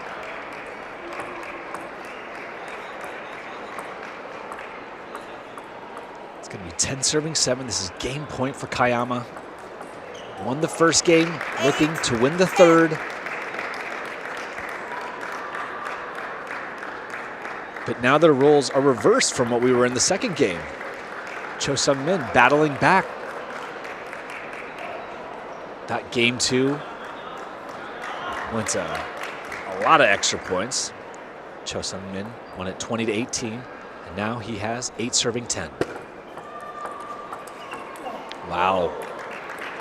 And Kayama takes the third game without going into extra points. He wins it 11-8. Match point Rising Stars wins the third game. They're leading 2 games to 1. MLTT and friends are definitely rallying the whole team right now, trying to get a game plan together because they know they need to win this first match right here to set the tone in the semifinals. MLTT and friends have been cruising through this draw. This seems to be the first major resistance that they've met throughout the whole weekend. Kayama's winning 2 games to 1 here in this first match. Let's see what the Rising Stars and Match Point can do here in game number 4.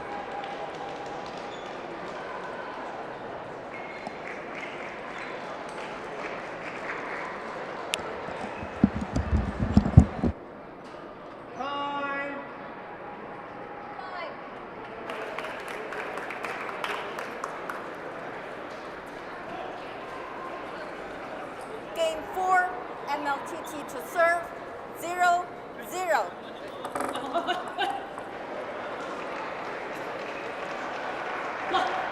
We got a clean slate. 0-0. Cho to serve. Kayama can't keep that first point on. Cho takes the point and the lead. He's down 2 games to 1 in this best of 5 game match. If you're just joining us here at the North American Teams Championships, this is the semifinals. And in the semifinals, we have best of 5 matches to move on to the finals. Cho to serve. Oh! 1-1. A lucky bounce coming. I don't think we've seen Cho Sung-min catch any luck on his side so far this match. It's been a little... Bit of lopsided table. It's been a little lopsided.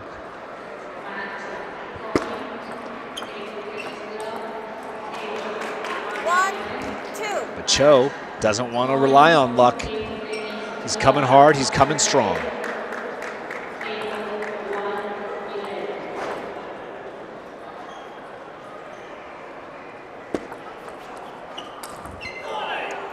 Wow. I think for that ball, maybe the net doesn't matter too much. Just long push from Cho Sung-min. We haven't seen too much. Typically don't see too many long pushes at this level. Kayama's getting pumped. He can see a opportunity here to get his team off to a good start. Put some pressure on the top seeds. Cole looks like he's joined his team. It's a big fan favorite here. A power couple, if you will, sitting front and center, supporting their teammate Cho Sung-min right here in the semifinals.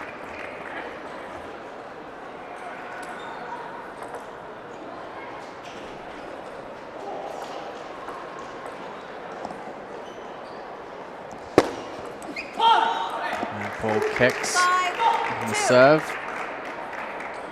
Timeout, Cho Sung-min. Timeout for MLTT. Trailing by 3, 1 game down. Cho Sung-min, on historical results, would be the favorite in this match, but Kayama Yu has made a pretty good case here.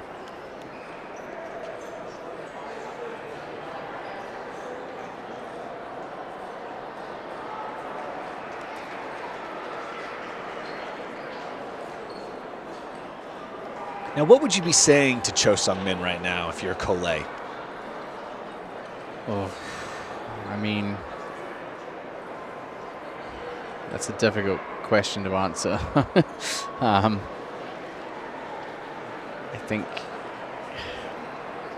think he could temper things down a little bit in the start of the rally. We've typically seen him in this game make a lot of unforced errors on stronger attacks. And, you know, sometimes you can just put the brakes on like 10% and you still have the, I mean, Cho Sung-min's immensely powerful in his shot making. That's, you know, stuff like that, right? Like, get good spin quality on the ball. I think we saw on a lot of occasions in the last game and in the second game when Cho Sung-min played with heavy rotation on the first ball, it was actually better for him than playing with power, because if he plays with power and Kayama's in position, then he can just kind of snap counter.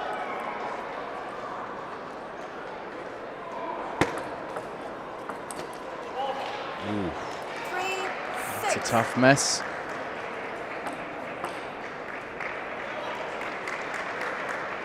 Cho Sung-min needs to make a move now. And again, just slightly mistimed.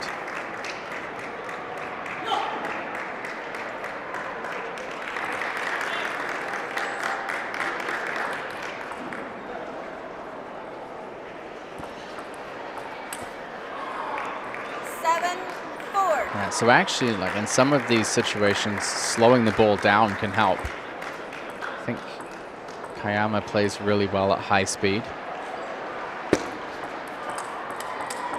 Yeah, I mean, this is a good example. And Kayama, actually, like in these quick rallies, Kayama gets more kick, I think, on his ball. We've seen Cho Sung-min hitting the top edge a lot. That's from the ball not being where he's expecting it to be.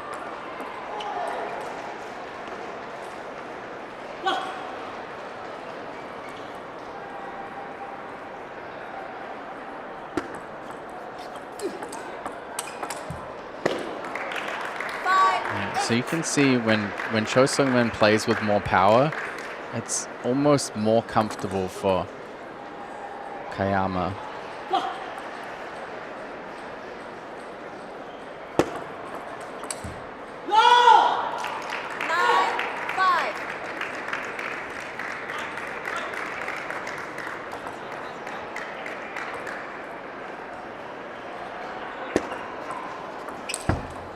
Ooh.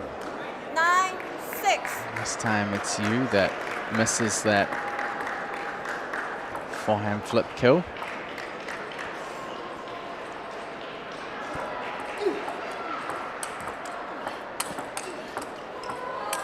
Wow. Wow. You can see really clearly in the rallies that when Cho Sung-min changes the pace a lot, it actually plays out better for him. If he just keeps playing quick all the time and at the same pace, I think Kayama's a lot more comfortable handling it. I am liking what Cho is doing in this game. I see him battling back. I'm curious to see if he can force a fifth game right now. He's down 2-1. This feels like possibly the most important match of the semifinals. It's really going to set the tone and show what Team MLTT and Friends is capable of. But Kayama coming out hot. No apologies, no remorse. He's looking to set the tone and show why his team belongs in the finals. Cho Sung-min's in a tough spot here. He's trailing by 2 and it's 9-7, so he probably needs a run of at least 2 to 3 points here to have a chance of going to the fifth. 7-9. Certainly, I think if he loses the first point here, it's going to be a lot more challenging. Yeah. Let's see if he can take it. Oh, another unlucky bounce coming 7-10. and benefiting Kayama. It's I don't know. not that usual to see a net and an edge, but it's happened more than once this match. And Kayama takes the match away. Definitely some good fortune following him in that one. Ultimately, Cho Sung-min not really able to do too much to fight back against that.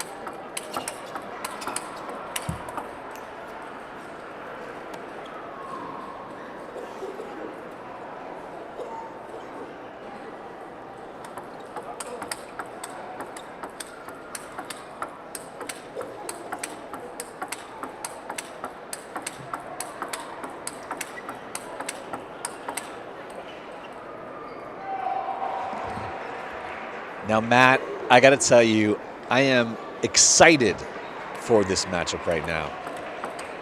These two players, from what I've seen, both of them, in the limited time I've seen them play live, are both powerhouses and very exciting. Yeah, I think a lot of people will want to see Benedict Ola test a little bit. He is an unbelievably formidable backhand player. He hits some of the wildest backhands you will ever see in table tennis. Yeah. Which I'm looking forward to seeing. I literally saw it from across the hall yesterday, and I was confused what I was seeing. I was like, what was that? And I ran over to see. And he's such a large human. It's hard to miss. Yeah, he's very tall. Great to have him here with us. He's a player that's represented Finland for a number of years in international table tennis. Game number one. It's a great addition. I believe it's his first 0-0. team's championships. Yeah, it's his second tournament in the US. Played one Westchester. He's 28.06 rated. 1-0. Not many players in the US competing in the US are over 2,800. He's 28.06? Yep. Wow. 1-1. I'm rated 28.6. Shang-Chi on this side is not that far behind him at 27.83, so I think it's going to be a interesting battle. Now this one's exciting to me. The pressure is on MLTT. Kayama set the tone, but throughout that entire match, you know, Matt, I'm going to say there were a lot of lucky breaks that kind of turned the tables to Kayama. Yeah, but I mean, that could make all the difference. I mean, this team, this is a very unsuspecting team. I believe some of the players in the team recently won JA in Chinese League. So there's a lot of depth in the team, but also a lot of unfamiliarity. Obviously, everybody knows who Benedict Ola is. Everybody knows who Cho Sung-min is, or most people know who they are. But you know, when it comes to Chinese table tennis, there's so much depth in the top level. So you can end up with players showing up that you may not have heard of before, but they're really, really solid players. And you know, I'm going to tell you, this is why I'm intimidated by Match Point and Rising Stars, because they seem so unassuming.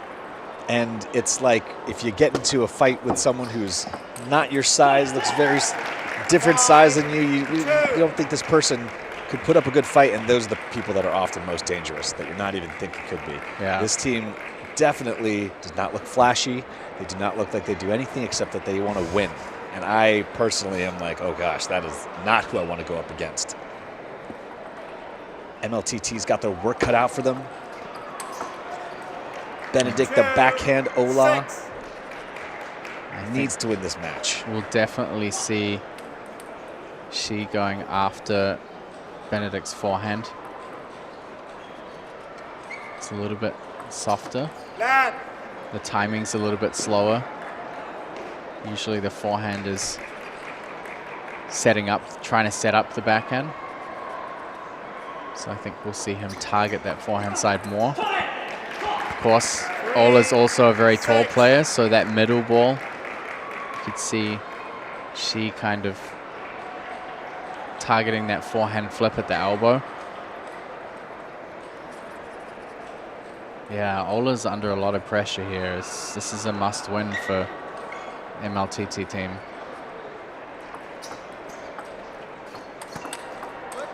There's that backhand. 6-4. Nice defensive shot from Ola, taking that, keeping the game within 2.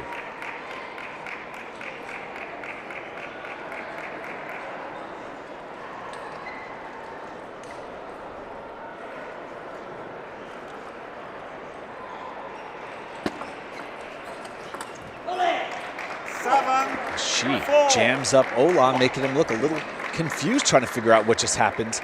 I'm liking Shi's pinpoint accuracy, keeping Benedict Ola contained right here in the first game in the second match of the semifinals. 4-8.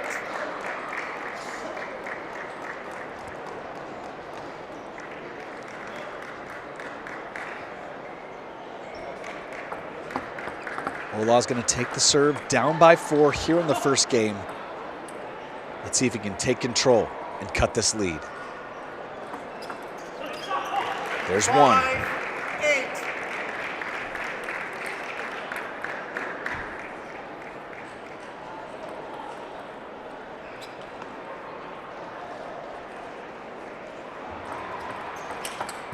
There's the backhand. 8-6. Great setup off the reverse pendulum. Ola cut the lead to 2 with those serves. Shi looking to extend his. Ola is asking the umpire to keep on top of the time management.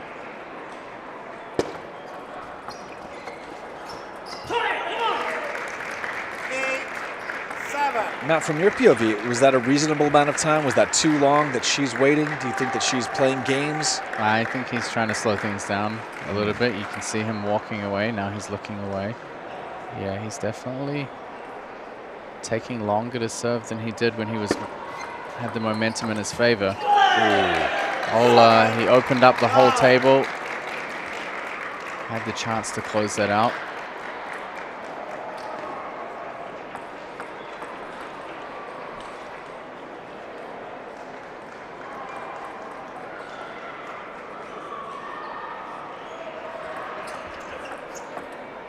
That ball clips the net on the way over. It's a net serve.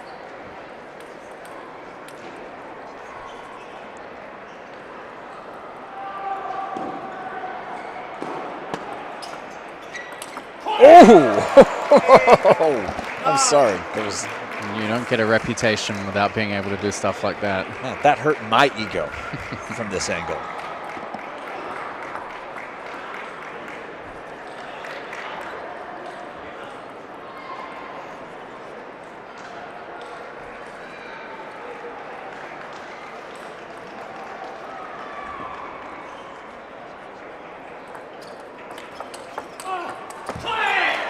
Ola gets in another reverse and backhand combo. We're tied at 9 apiece. Ola looking to set the tone in this second match and first game. He wants to shut Shi down. And Shi looking to continue the momentum from his team. They lead 1 match to 0. This is the first game in the second match in the semifinals. Shi to serve. 9-all. Oh, and Ola's the one who gets the lucky bounce. Sure, MLTT team will be thinking, wow, finally a bit of luck in our favor. Could hear the umpire saying, please play there.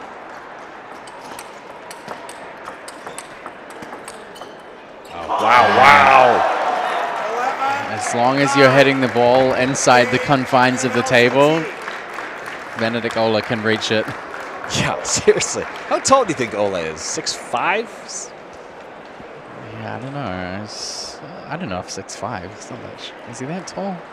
Looks taller than me. I'm 6'2".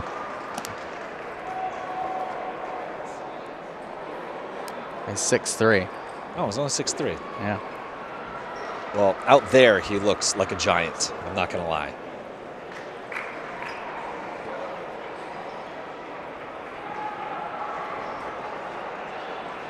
So Ola, I mean, coming back and clawing that game away is crucial. The amount of pressure you would feel if you lost the first game. Oh, gosh. Knowing that you're already a match behind is, yeah, that was important. That was really important for him and for the team. It's exciting, too, to see Ola playing here. This is his second tournament that he's played here in the U.S. And I feel like this particular match is his first moment on the bigger stage here in the U.S. And so I like seeing him rise to the occasion as the crowd begins to build. Heads are starting to turn. People are wondering, who's this person they've never seen at teams before? 0-0. Going against the formidable Shi. Ola leads 1-0. 1-0.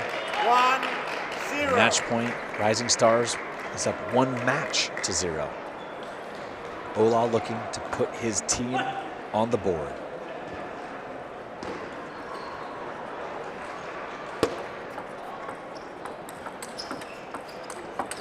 Wow, a nice rally, but Shi's coming out on top. Jumping to a 2-point lead to start the second game. Ola to serve.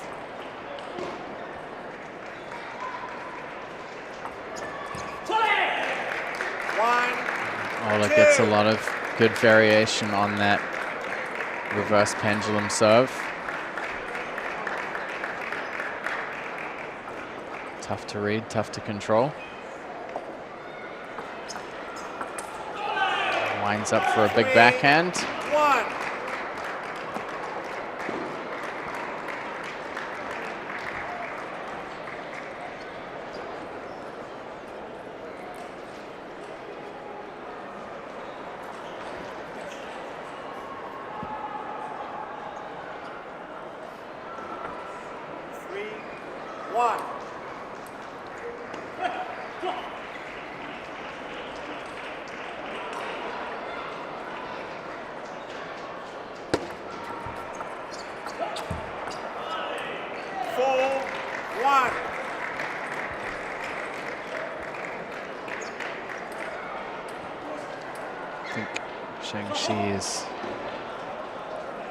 Got to target that forehand opening more. Half long forehand. Wide forehand if you can get the ball wide. Again, Benedict Ola not starting the game particularly well.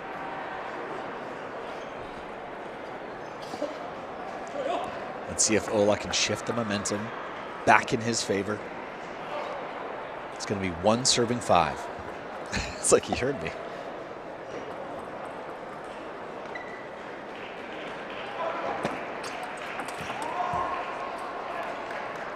He was definitely ready for that possibility of the ball clipping the net and coming over after watching his teammate suffer the same fate. 6-2.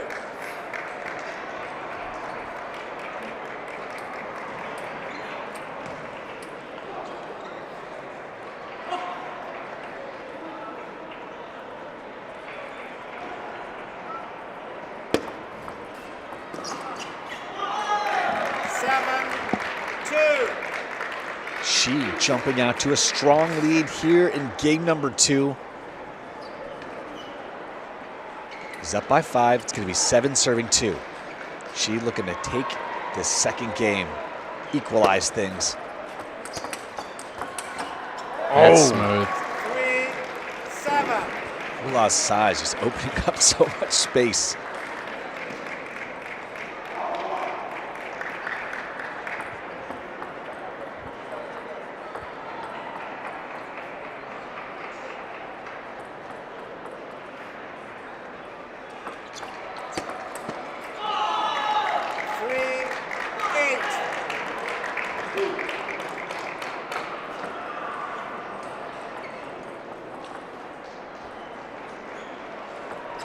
Let.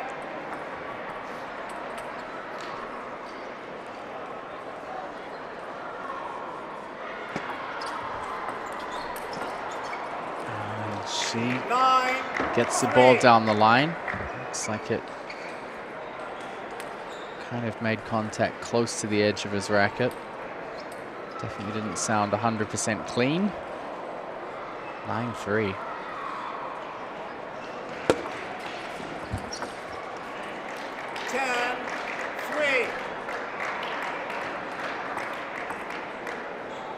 Seven game points.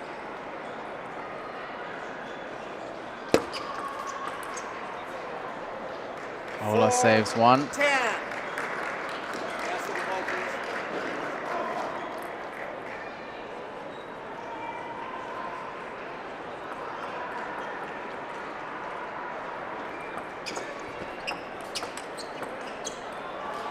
11-4. Game. Shanxi gets second game in the bag. A pretty convincing 11-4. It was a very convincing 11-4.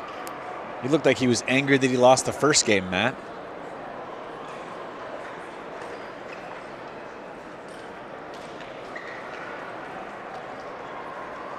She coming in hot, equalizing this best of 5 game match. This is the second match of the best of 5 match series here in the semifinals of the North American Teams Championships. Match point Rising Stars are going up against MLTT. And the Match Point Rising Stars won the first match. Kayama taking it over Cho Sung-min.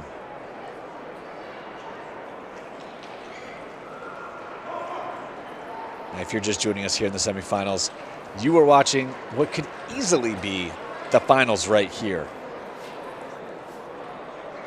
It has been a crazy weekend here at National Harbor.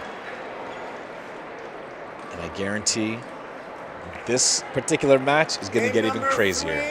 MLTT to serve, 0-0.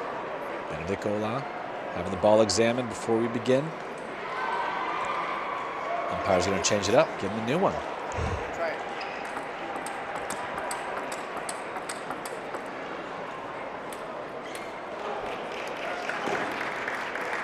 0-0. So Ola will start with the serve. He's got some work to do here. That.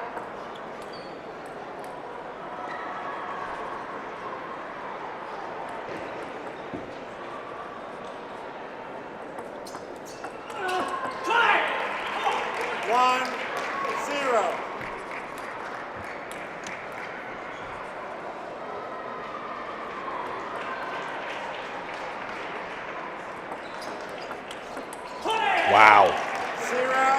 0-2. You see Ola needs to get in the zone here and lock things down. This really is a must-win match for MLTT. Oh, absolutely. They go down 2 matches to 0. That is, Yeah, absolutely. that's a tall order to come back from. 0. Ola is pumped.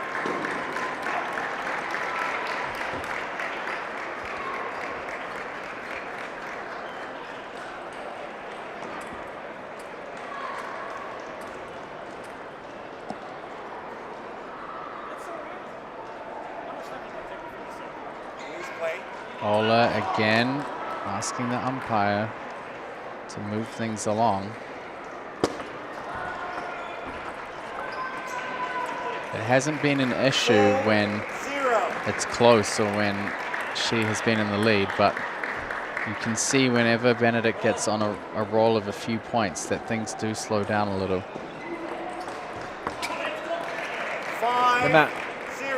Can you explain to me, is that a gray area in terms of rules of what she might be doing if he's intentionally trying to slow things down?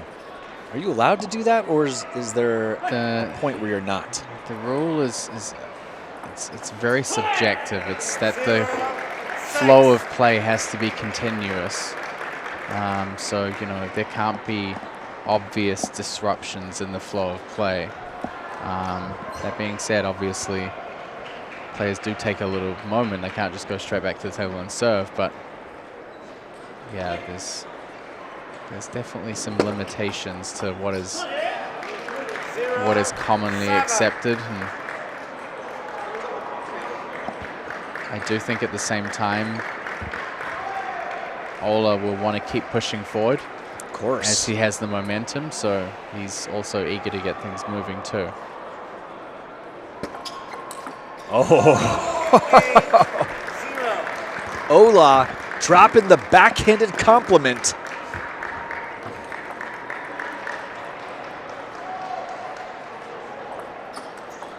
Wow. Great shot from Shi. Yeah, really great wide angle. That shows you how wide he has to get the ball to get it out of Ola's reach. But the accuracy in that shot, really nice from Shi. 2 straight points for him. She's got 2 on the board, 2 serves now. Ola's up by 6, looking to take this 3rd game. 3-8.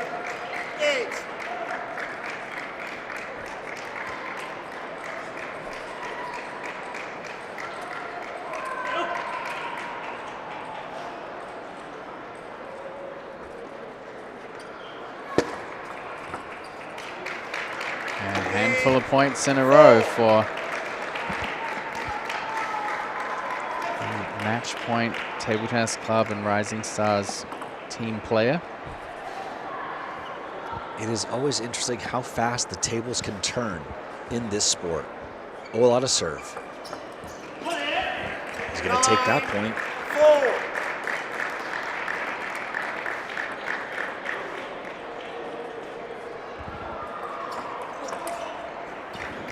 Winds up for another backhand, but a little off with the positioning and timing.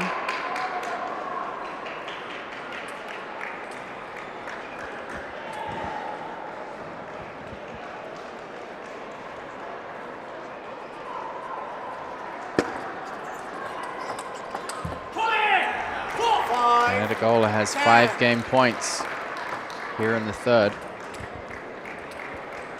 Ola looking to make quick work of this to tag his next teammate in. Put MLTT on the board. 11-5. Game MLTT.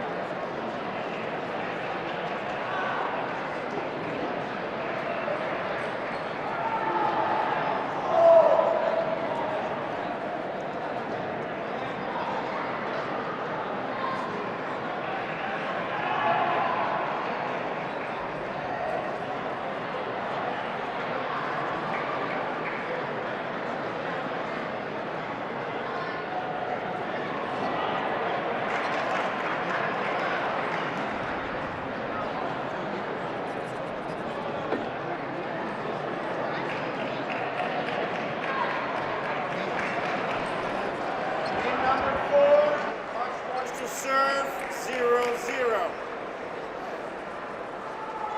It's 2-1. MLTT has jumped to a lead 1-0. here in the second match in the semifinals.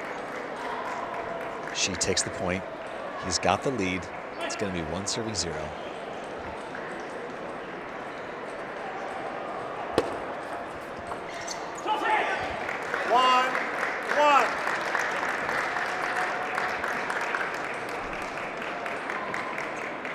Ola almost trips over himself.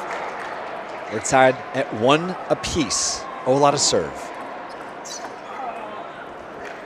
1-2. She sneaks that past him. Ola can't get that big forehand in.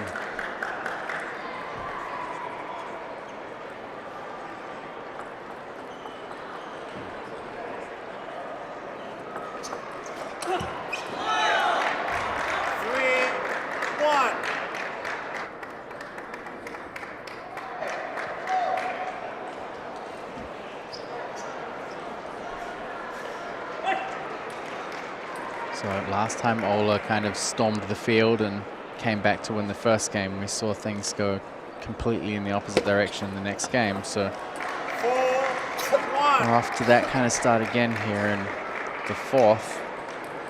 Ola's been a little kind of yo-yoing in the match, and I think Shang-Chi has just been stable. He's felt very consistent to me. Yeah. 5. What I question is if him staying consistent on this level, not changing his game plan up, if that will be enough to defeat Ola. Because if Shang-Chi can win this match right here, it will put MLTT in the most uncomfortable position here in the semifinals. Shang-Chi knows that this, it's not a must win, but it feels like what could be the turning point for his team to take the semifinals.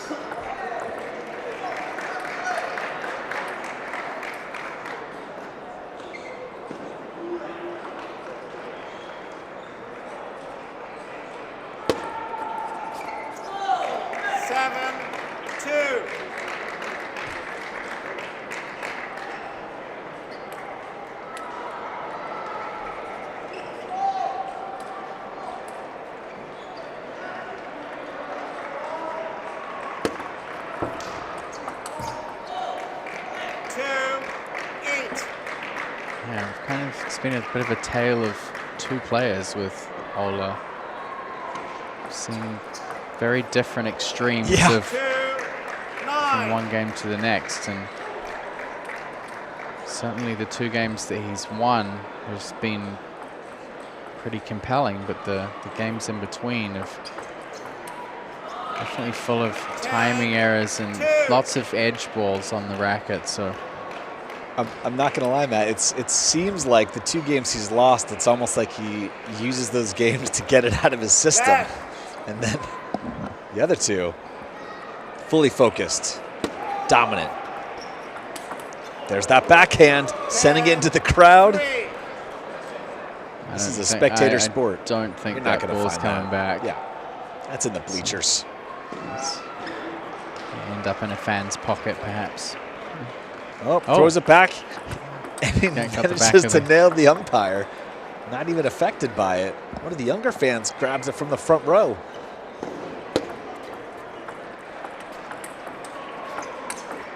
Ooh. Yeah, Shang-Chi 11-3, even more, 1 point bigger margin than the first time it happened. This is the moment right now for match point the Rising Stars. If they can win this single game, I really think this could be the momentum shift that they need to move on to the finals. MLTT, the top-seeded team in the North American Teams Championships, they are stacked with some of the best players I've ever seen in this tournament. But the Rising Stars in match point might not be the flashiest team, but they certainly could be the most dangerous in this draw. If you sleep on them, you could regret it. Benedict Ola, first one back to the table, ready for game 5 I think everybody is kind of on the edge of their seats waiting to see how Ola starts out this game. Number 5, MLTT to serve 0-0.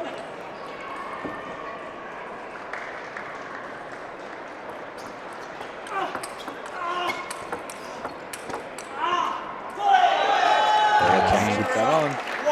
Shang-Chi's just being solid on attack, going for lots of elbow placement against his taller opponent. It's not doing anything too flashy, just really, really high level of execution. Yeah, it really feels like all your focus ends up being on Ola to see whether he's going to make his big shots. That's what I was about to say. It feels like he's just focusing on his weak points and just forcing errors from Ola. It doesn't feel like a big attack. He just knows that if he hits the right points, Ola could undo himself. Yeah, I think that sums up the match so far pretty well.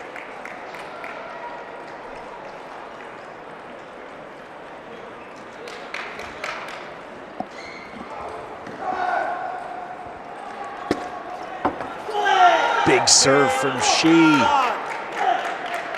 Let's take that. He's feeling it.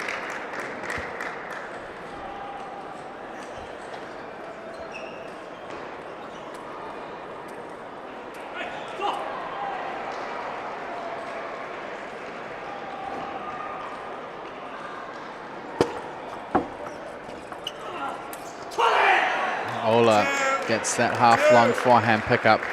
There's an opportunity there for Shi to counter-attack.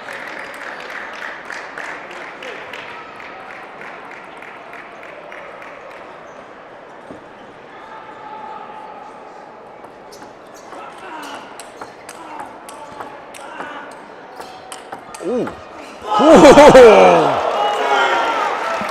Huge shot from Shi. A beautiful rally, but she's taken that point.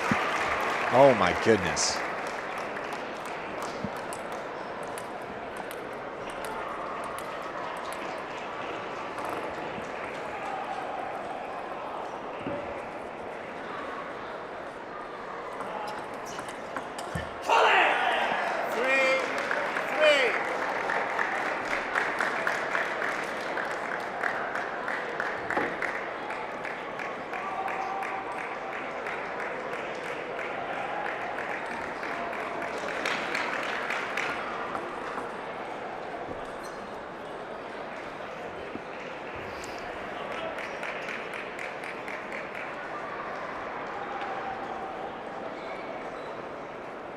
She's taking his time to serve again.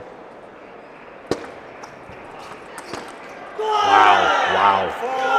Just like that, like we were saying, Matt. The placement of that, jamming Ola up, not able to do anything.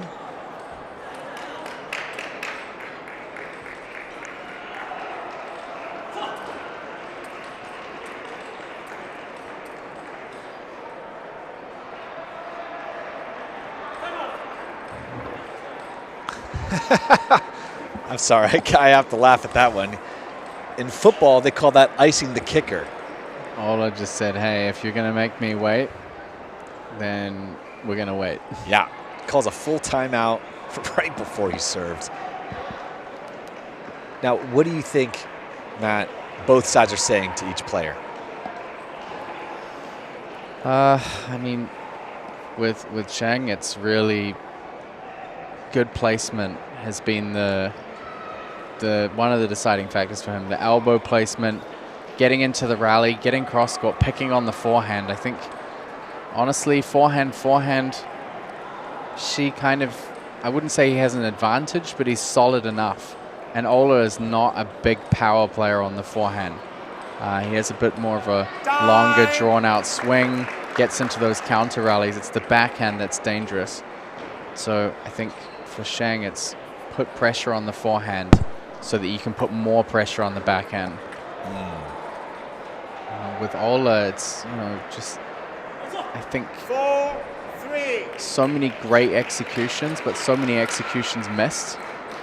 And when you get to this stage of the game, it's whatever it takes to execute. If it means slowing down or spinning more or changing placement or adding safety or getting more pumped up, whatever it takes, you have to do it to make sure that your probabilities go up to the point where you really can't miss.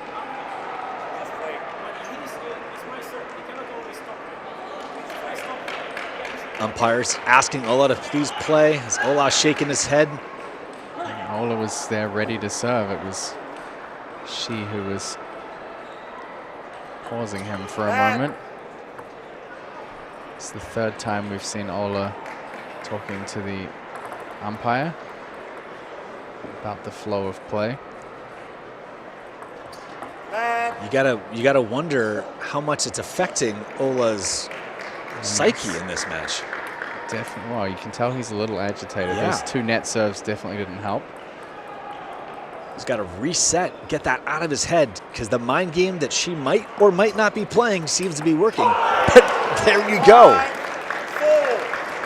That's the Benedict Ola that the MLTT team wants to see from the bench.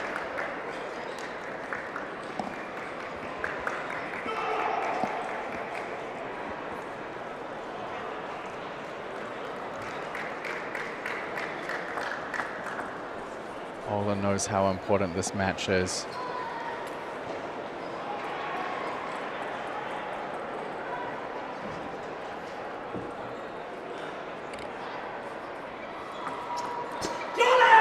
And a big serve from Ola. Great placement, half long, right near that corner. It's difficult to get good confidence to play a full swing against that shot. Every table tennis player has some level of fear about the corner of the table on a half long ball. Yeah. Yes, they do. So Ola 6-4 in the lead here in the deciding game.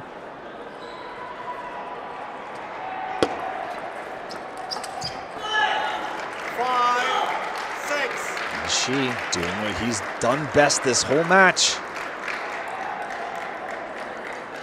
I think he just hasn't shown anything. We've seen a lot of mixed body language from Ola. Shang-Chi has just been cruising, very stable, very steady.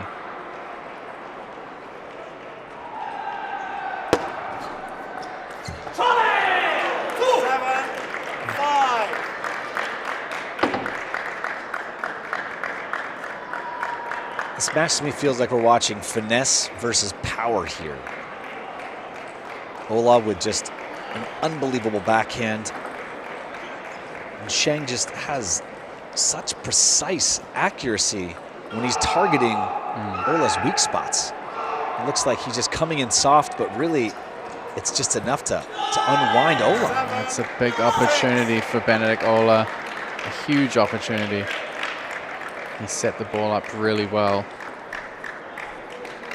Again, you can see how much trust he has in his backhand to come 2/3 of the way across into the forehand side to hit a backhand winner. Not able to execute though.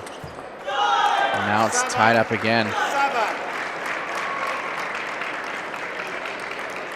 Like you're saying, Matt, we're seeing a tale of 2 Olas.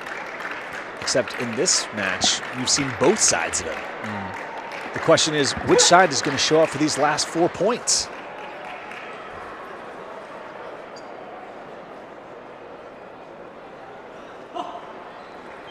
We're tied at 7 apiece. She to serve. You got to let? Let's do it again.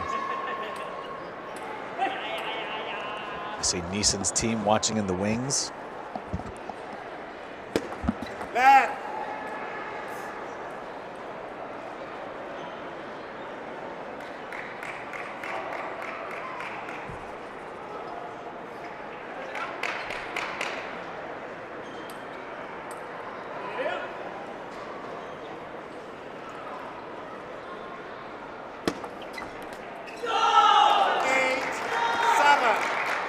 Could be a definitive point.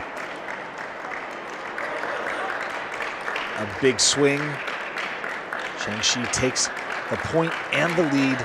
It's going to be 8 serving 7 here in the 5th game of the 2nd match.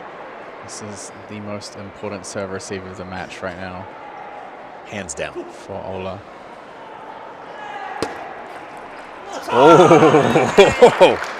He treated it with the respect it deserved. Yeah. We got crazy 8s here. MLTT on their feet cheering on Ola. This is important serve sequence for Ola. He didn't capitalize off his last 2 serves, lost both points. He needs to get in a better position here. Gotta let.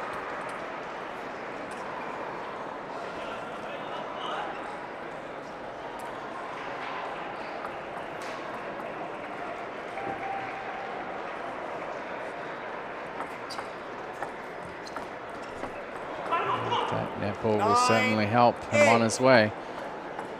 In an ideal world for MLTT, Ola wins 2 points off his serve here. I think he needs to. I think if it's 9-all, then on receive. I guarantee you don't want to go 9-all with Shi. He definitely doesn't want to be in that position. But he will be. Here we are. Now, what I'm going to guess, I'm going to see Shi maybe try and slow things down again, get in Ola's head, try and force some errors here in these last 2 points. That first match that we saw here had some incredibly long points. Let's see if the 5th game extends anywhere past. We're tied at 9. Shi to serve. And he dumps his serve in the net. Wow. Ola has a smile on his face. He kind of mimicked before that the serve was thrown backwards. The serve toss was backwards and the contact was hidden. So I think he was definitely a little unhappy about the hook serve not being called. Oh my goodness. Wow, wow, wow. The drama, Matt. The drama here in the semifinals.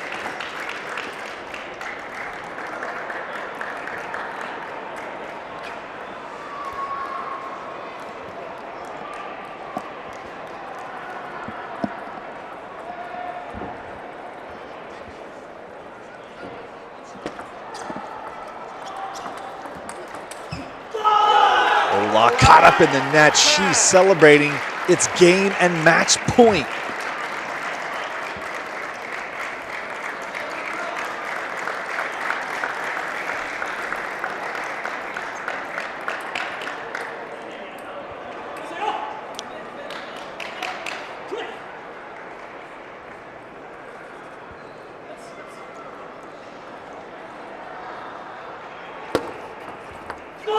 Oh my goodness, Matt.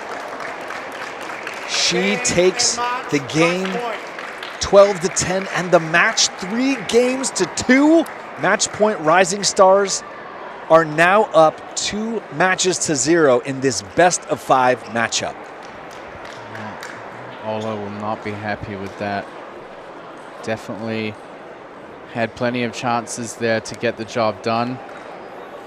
This is a really, really high pressure situation now for this MLTT team.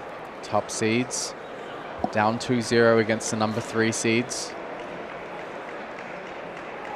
Koyo Kanemitsu stepping up to the table to play against Jialiang Liu. Koyo Kanemitsu, one of my favorite players in Major League Table Tennis. I'm very excited to see him on at the North American Teams Championships.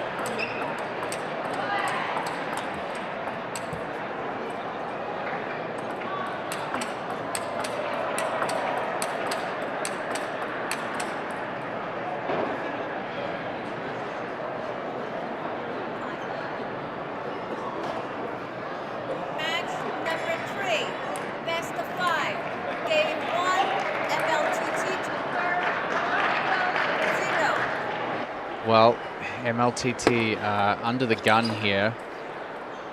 0, Koyo 1. Kanemitsu stepping up to the table against Jialiang Liu. It's 2-0 in matches in the best of 5 team tie. 0, 2. Match point TTC and RSWTTA combining to put forth a so far winning combination. If you're just joining us, first match went to Kayama Yu over Cho Sung-min. Second match, Shang-Chi was able to win in 5 against Benedict Ola, so Koyo is under a huge amount of pressure here.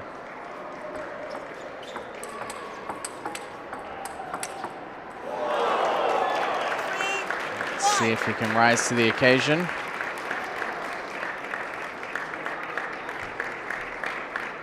I've seen Chen Wei-sheng playing a little bit more across the weekend yesterday. Koyo taking to the table, I think for the first time in the match. I haven't seen him play too much.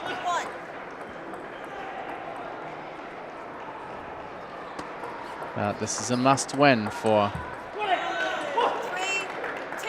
Koyo. So, player from Japan, playing Major League Table Tennis in the US and now living in Princeton, New Jersey. 2, 4.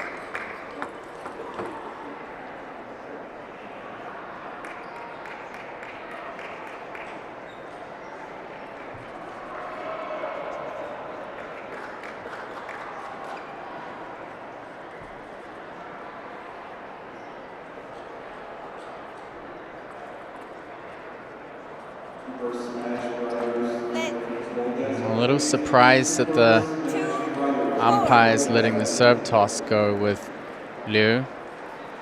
He's kind of releasing the ball at the top of his ball toss, not really projecting it out of his hand. Actually, his hand goes backwards. 2, 5. So not really any ball toss there at all.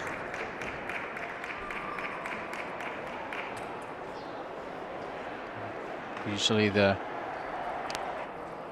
ball has to be projected out of the hand. Right now the hand is just lifting up. 6,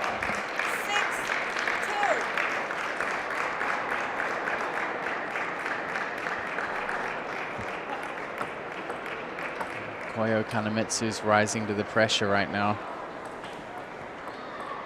It's still going to be a long road here for MLTT. They got to win 3 matches in a row. No room for breathing, no room for mistakes. But you know, when you're the top-seeded team, sometimes you need a bit of a challenge to rise to the level that you are capable of. Nice opportunity for Koyo to be the star of the show for a moment. You know, Koyo Kanemitsu, I think, is one of my favorite players in Major League Table Tennis. Yeah, me too. Absolute delight to watch. And Liu just unloading that backhand.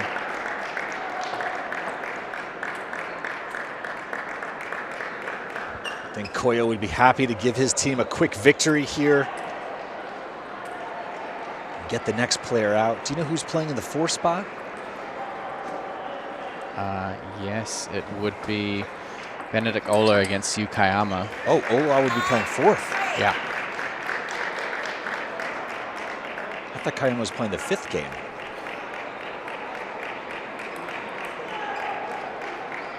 Yeah, because MLTT are in the XYZ.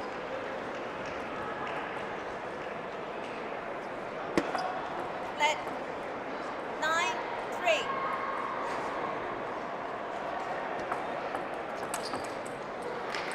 10, 3.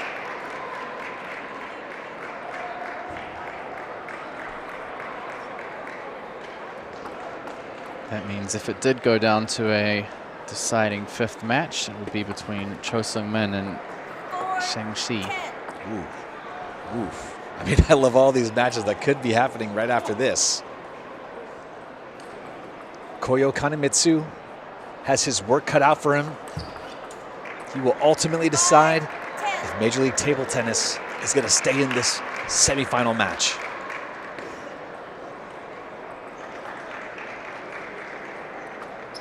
Let 5, 10. I'm really surprised that serve hasn't been called yet. What to you needs to be called, Matt? It's hard to see from this angle. 6. It tends to happen a little bit in table tennis when the player's throwing the ball up. The ball's actually not projected out of their hand. So you see their hand come all the way up, but the ball doesn't actually come out of their hand. It just kind of drops. So with Liu, you can see when he gets to the top of his hand motion, he kind of tips his hand backwards and the ball just kind of falls off his hand. 8. Koyo can't keep that one on. He's got to be really careful here. He had a big lead. It's a big opportunity. As we said, they're down 2 matches already in this best-of-5 team semi-final. I think if he lost this first game after having a lead, it would have a big mental impact on him. But he won't. 11-8. Koyo Kanemitsu takes game 1.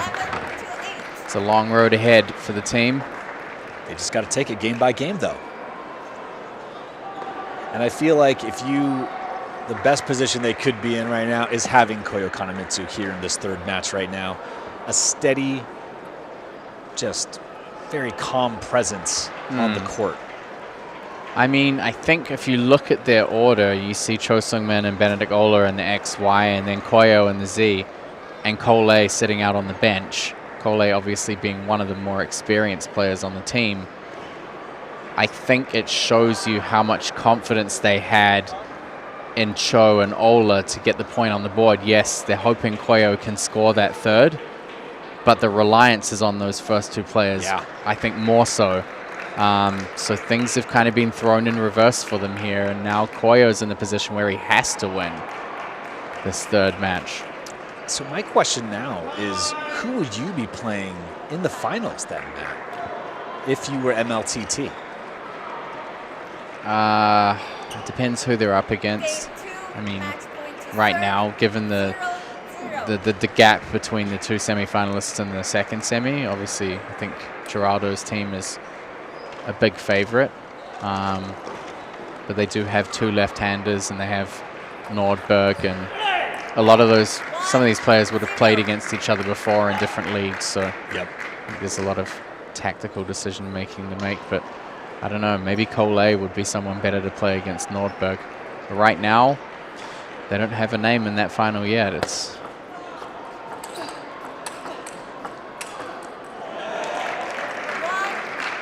one of the things that I really, really like about Koyo's game is how much it's kind of like watching a rubber band get snapped when he hits the ball. There's so much snap in his contact. Yeah, so much.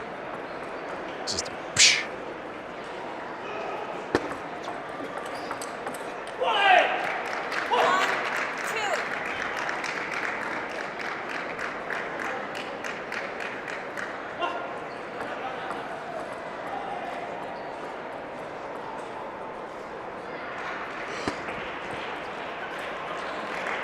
Big serve from Koyo.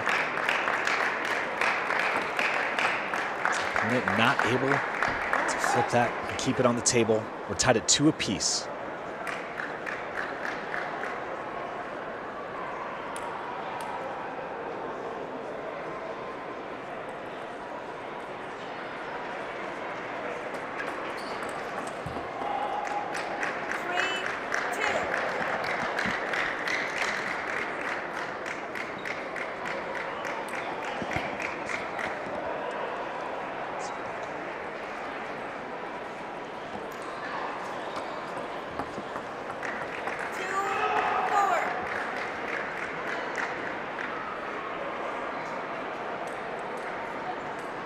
can see Liu following that kind of classic Chinese style of lots of steady backhand, great short game, bigger forehand swings.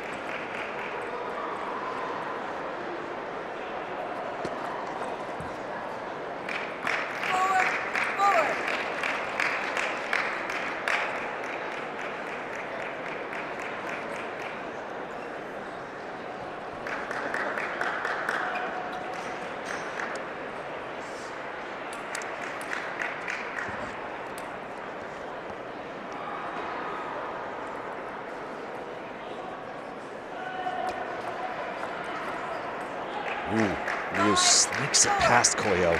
Straight down the middle of the table.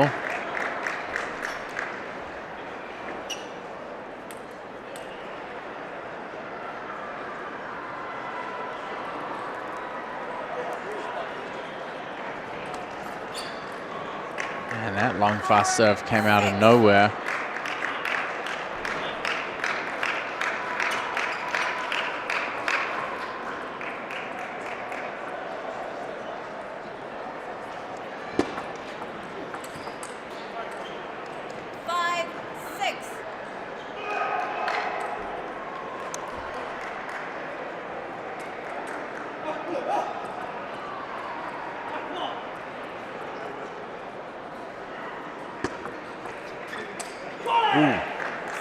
Koyo tees off, not able to keep it on. Liu taking a lucky break. Koyo Kanamitsu leading 1-0 right now.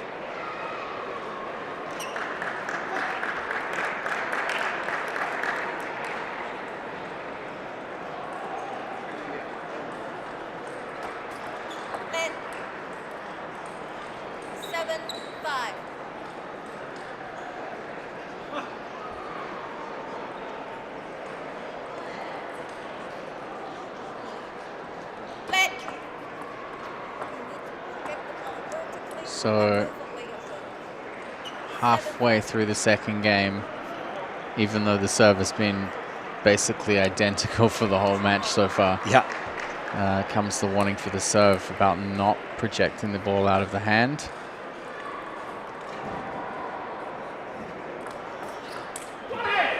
The strange thing for me is that the view is more obstructed for the umpire with his back to her. Whereas before it was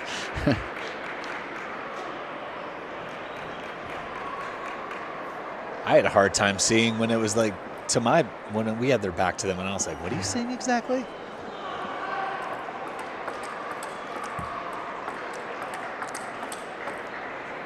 Looks like they switched out the ball after Liu pinged that top edge up towards the roof.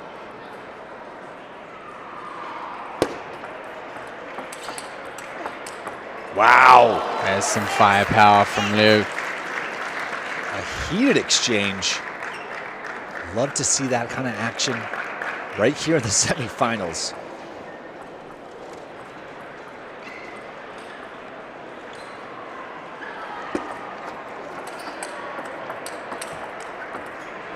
Oh, that ball just right down the line.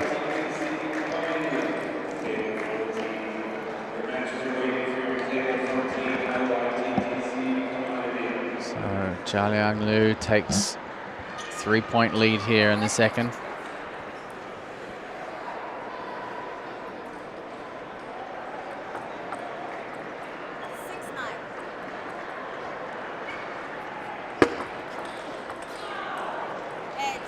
That did clip the edge. Well spotted by umpires and by Koyo.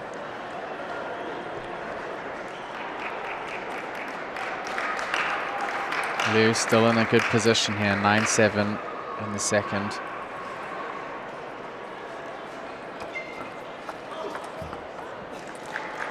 And it's suddenly game point for Liu.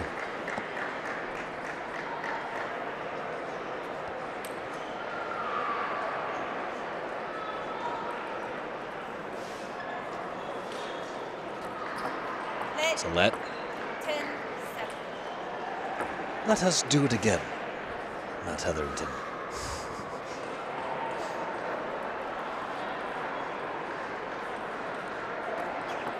Net And another one. 10-7.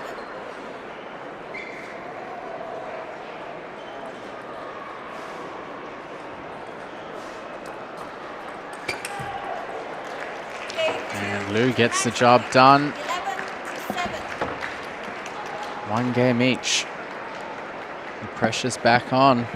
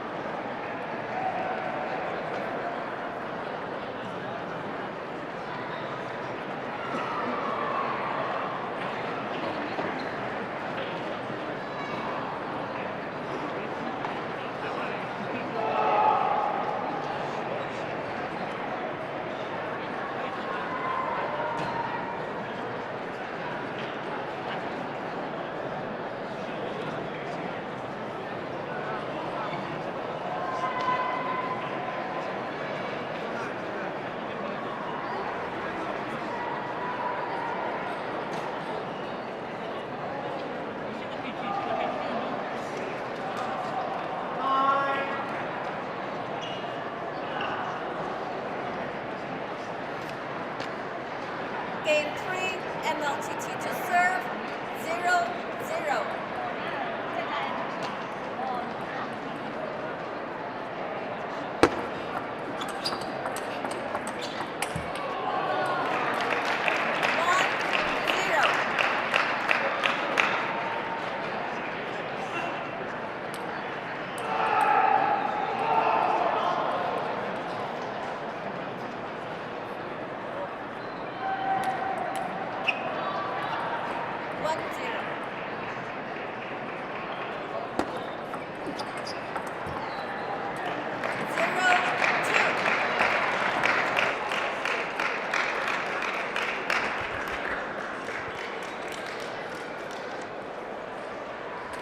So Koyo gets the first 2 points off the serve here in the third game.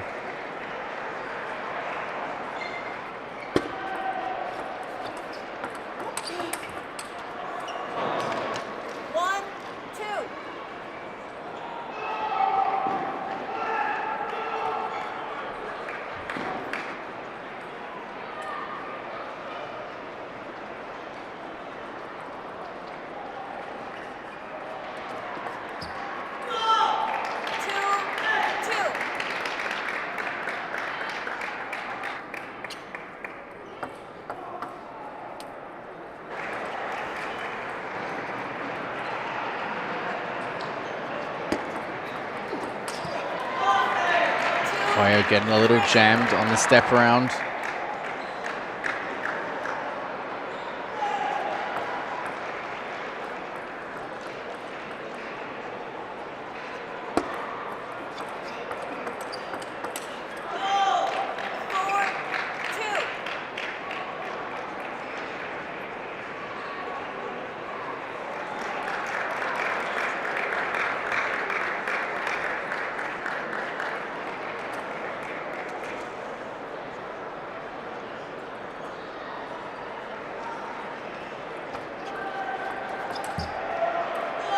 Lou's looking a little bit more in control.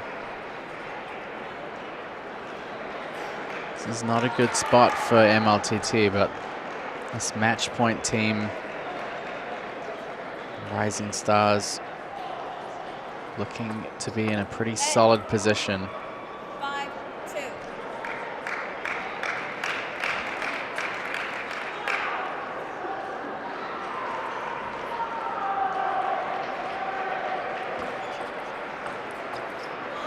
And again, Lou just puts the ball straight down the middle of the table.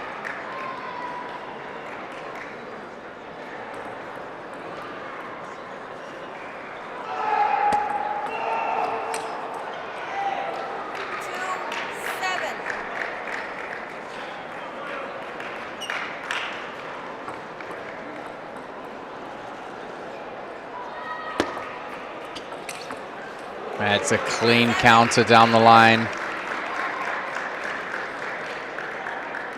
Definitely one of Koyo's strengths as a player.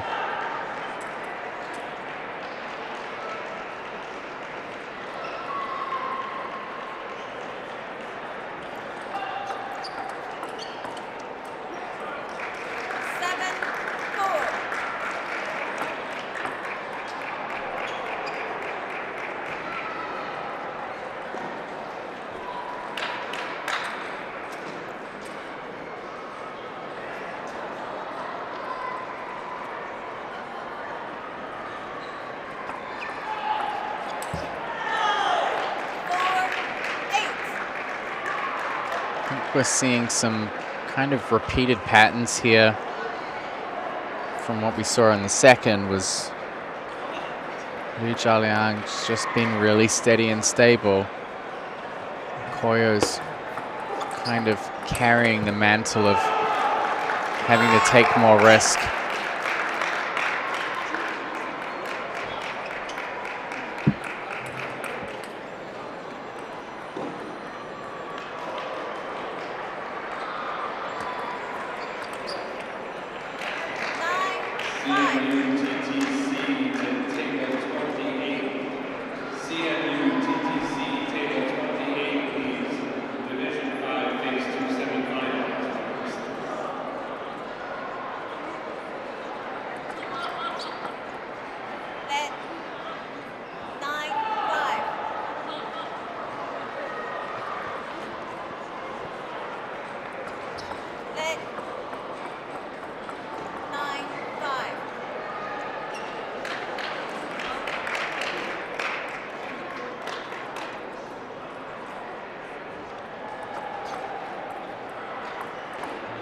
Again, I think when you really watch from this angle and you look at the serve toss, there's really no projection. Oh, well, I spoke too soon. It's patchy. Kanamitsu staying in, still trailing by 3.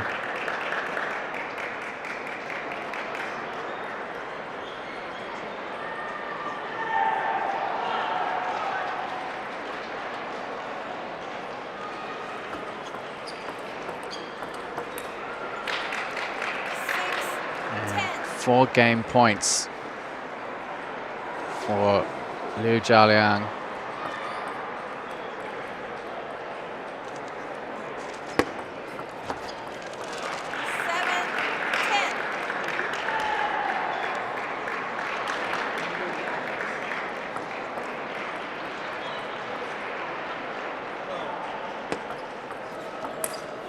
That is flying way out of the court, and match point, RSWTTA take a 2-1 lead in this match, and they're 1 game away from booking their place in the final.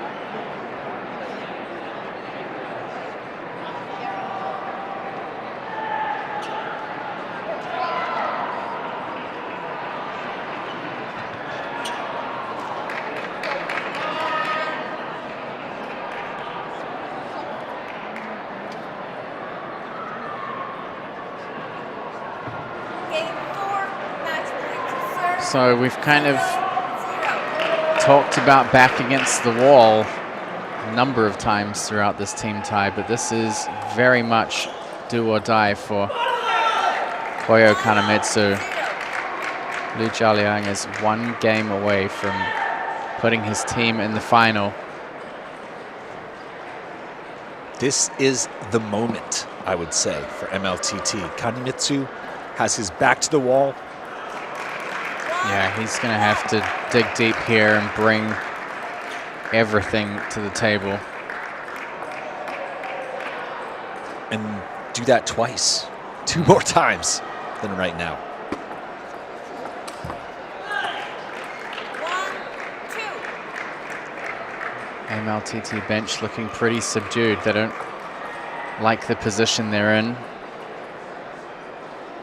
I mean, who would like that position? Right, you know? exactly. Yeah.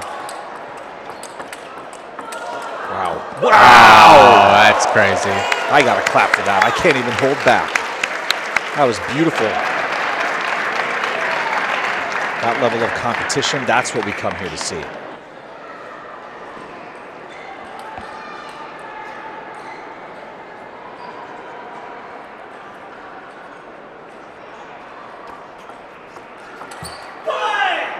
Yeah, I think that really shows you that Timeout. he was prepared to match Koyo at his best. He's hungry. He's ready for it. Liu looks like he has something to prove out there.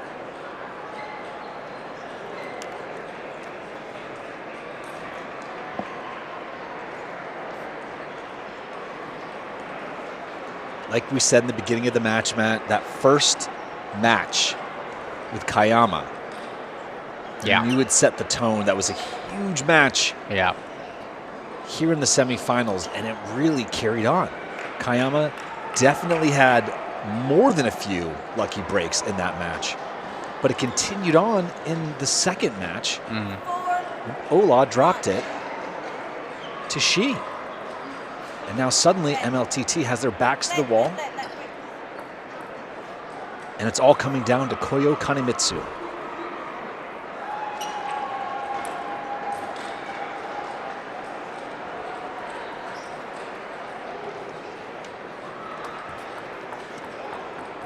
It's Liu who dumps the serve in the net. You can see Benedict Ola at the back of the court there mimicking about the service legality and the toss of the serve from Liu. It's definitely an issue, but at the same time, inside the rallies, Liu has just been outplaying Koyo.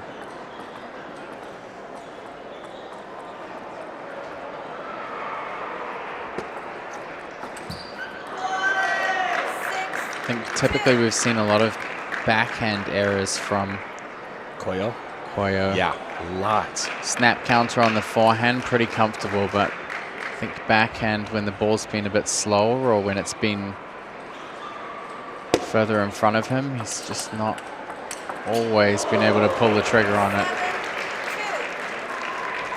What kind of adjustments can you make to Kanemitsu at this stage of the game with that backhand? What does he have to do, Matt, to correct that? Because so many times he could capitalize and take that point.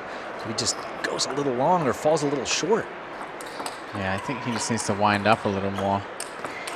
But at this point, there's really not too many adjustments that you could make that would have a huge impact. I think Liu has just really been in control since the start of the second game.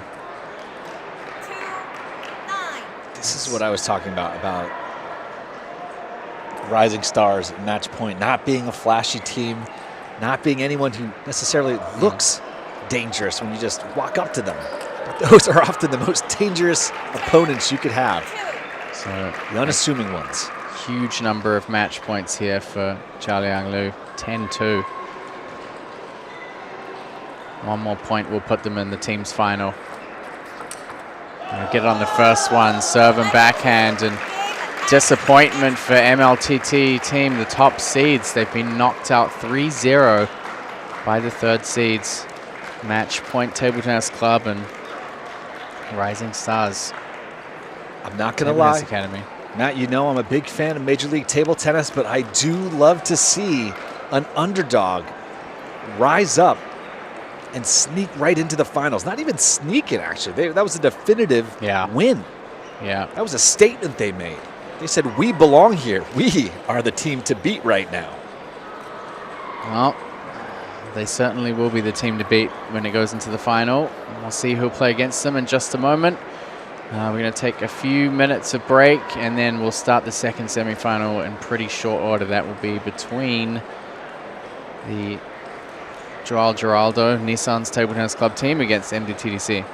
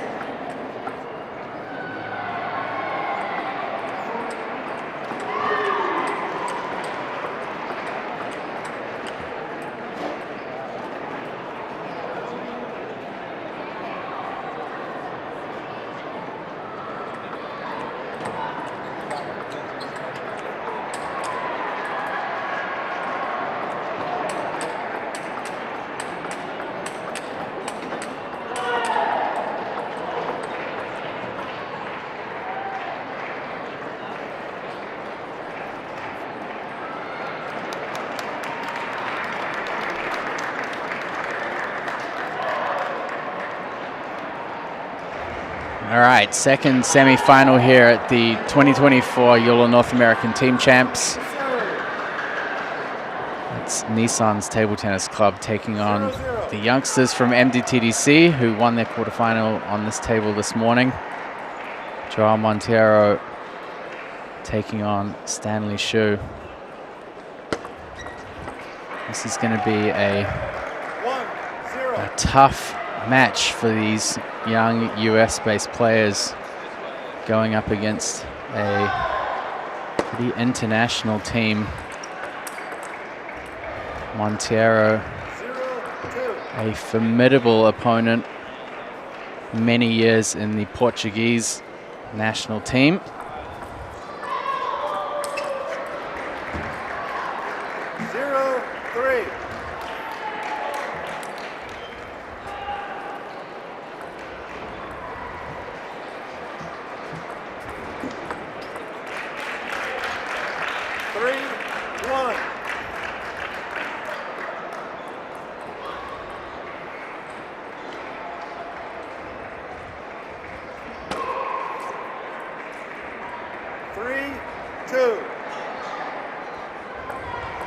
Monteiro is a team gold medalist at the European Championships in 2014 with Portugal. 2015 doubles champion and 2016 mixed doubles champion with his wife, Daniela Dodian from Romania. 3 years in a row, 3 gold medals at the European Championships. Stanley Shu, one of the top under-17 players in the US, having won the national ranking tournaments, both of them in 2024.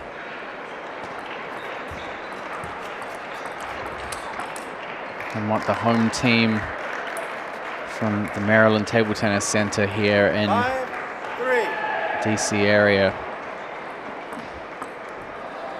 getting close to the final. Of course, we had an upset here on table 1 just moments ago. The top-seeded team being knocked out. Match Point Table Tennis Club and RSW TTA going through to the final with a decisive 3-0 win over the top-seeded team from MLTT.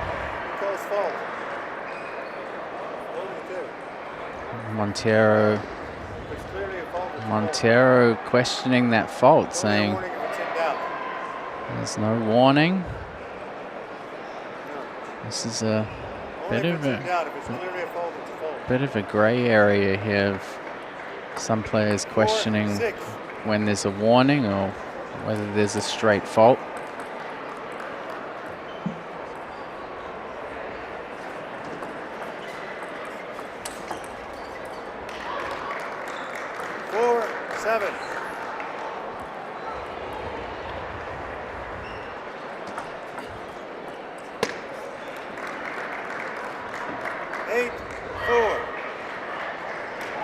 Nissan's Table Tennis Club. Joao Monteiro on the court right now. Also, Geraldo, another top Portuguese player. Hampus Nordberg from Sweden and Michel Levinsky, who's a longtime player from Nissan's Table Tennis Club in Brooklyn, New York.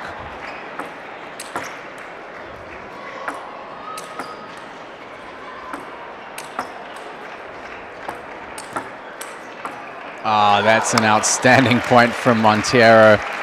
He's all the way at the back of the court lobbing. Managed to get enough time and space to get a counter and leads 9-5 here.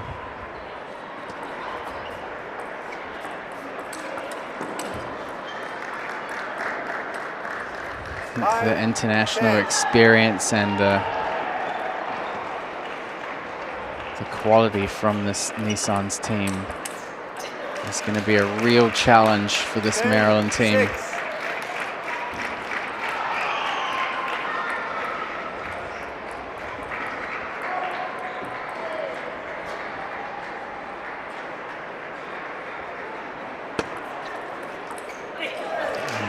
Stanley Shu picks up the half-long serve. Still trails by 3 game points. If you're just joining us now, we're in the second semi-final. 226 teams here at the 2024 JOOLA North American Team Champs. Over 900 table tennis players have competed on Friday, all day yesterday, and now today we're moving towards that final.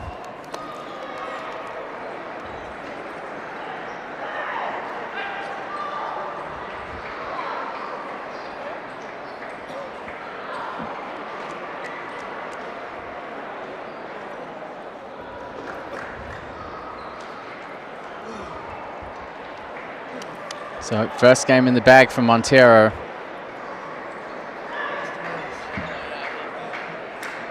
Three left-handers in the Nissan's team.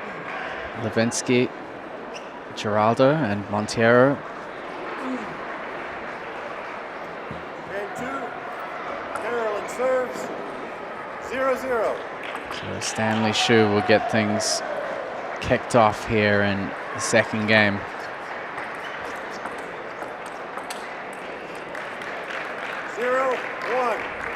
You can definitely see there's a lot of pressure in the rallies.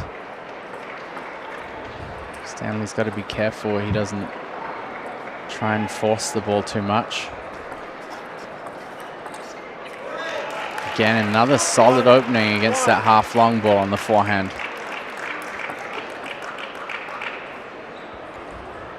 Montero doing a quick light check there. Favors that high toss serve.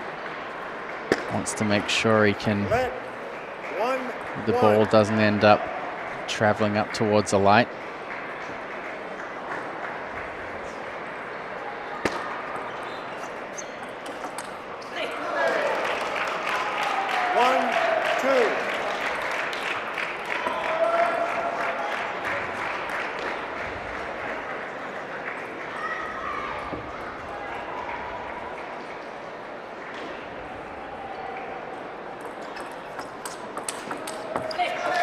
Quick counter from Shu. 3-1 lead.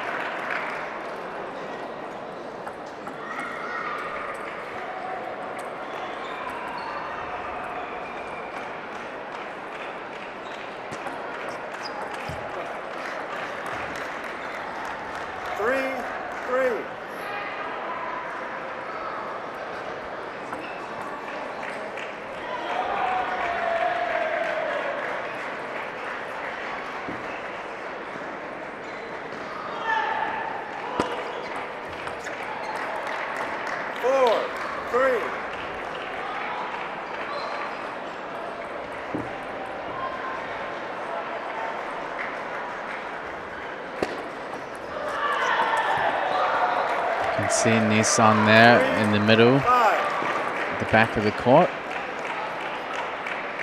Happy to see his team performing well. Had a strong team in last year's competition as well.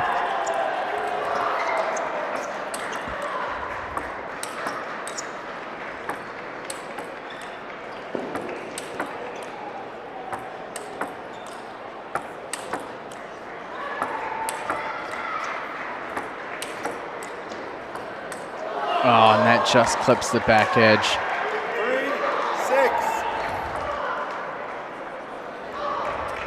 3-6. Good composure from Stanley against the high lobs from Montero.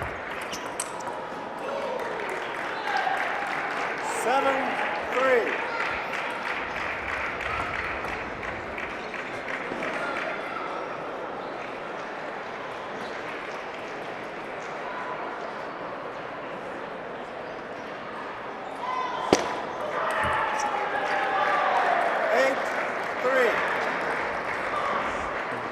Plenty of spectators starting to show up here as we get closer to the final on both sides of the court.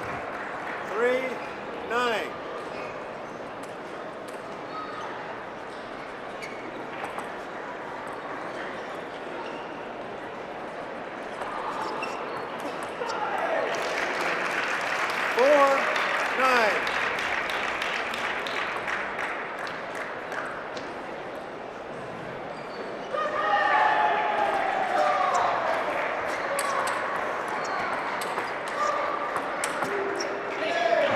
Stanley Shu looking pretty aggressive. He's going to have to sustain that level 9-5. to have a chance in this match. Montero 4 points in the lead.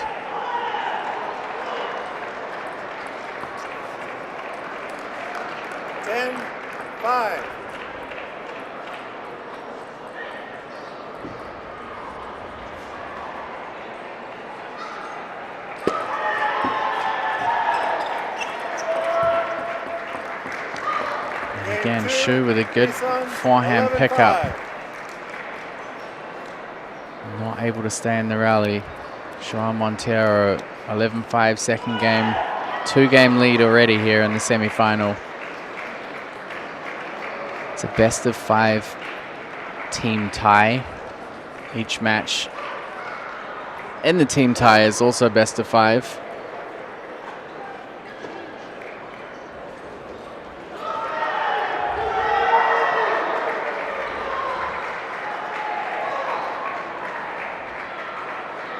Here at the Gaylord National at National Harbor, DC. It's been the home for this tournament for over a decade.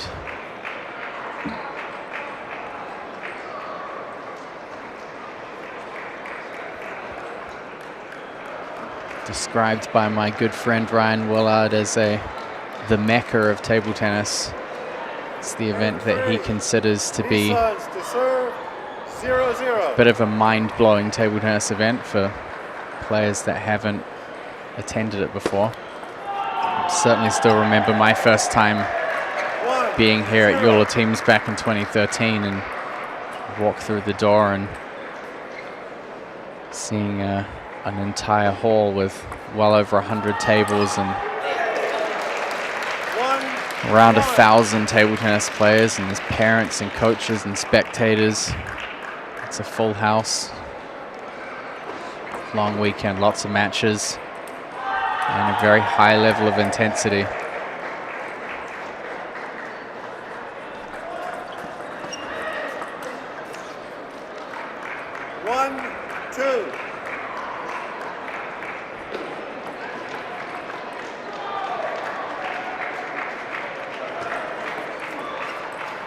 And Montero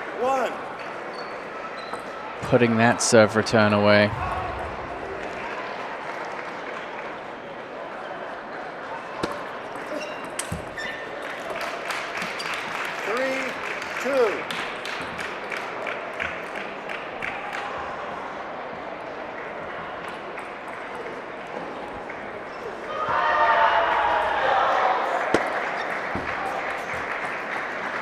Ball clips the net.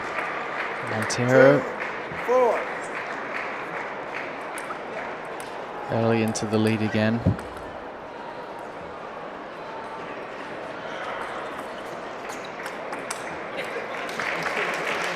Stanley's been doing a great job making solid forehand openings against anything that's drifted even a little bit long.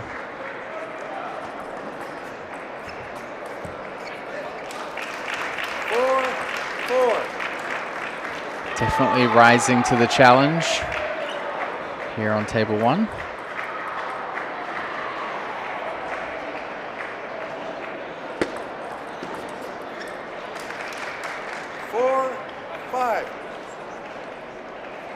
Of course, a reminder to anyone who didn't make it here this year or anyone looking to play the JOOLA teams. Currently registration just opened for next year's event in 2025. So you want to take advantage of the Early bird discount. Now is the time. A year seems like a long time away, but you blink and it's here again already. 7.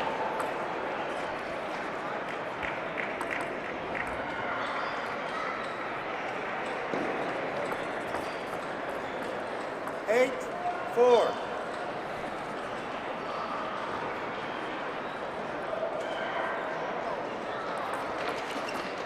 Oh, that's a fantastic serve return. 8-5.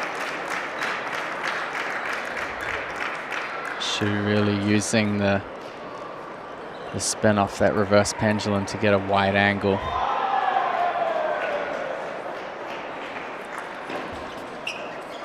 That just clipped the back edge of the table. 8.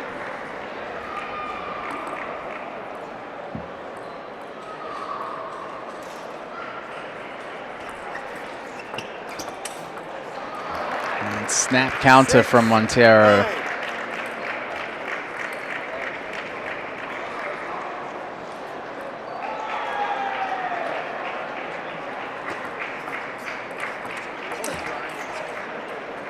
9. So 4 game points for Montero.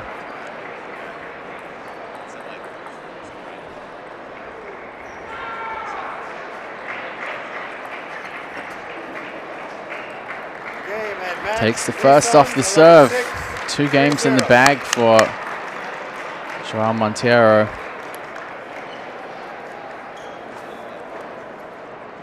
Three already. I am way behind.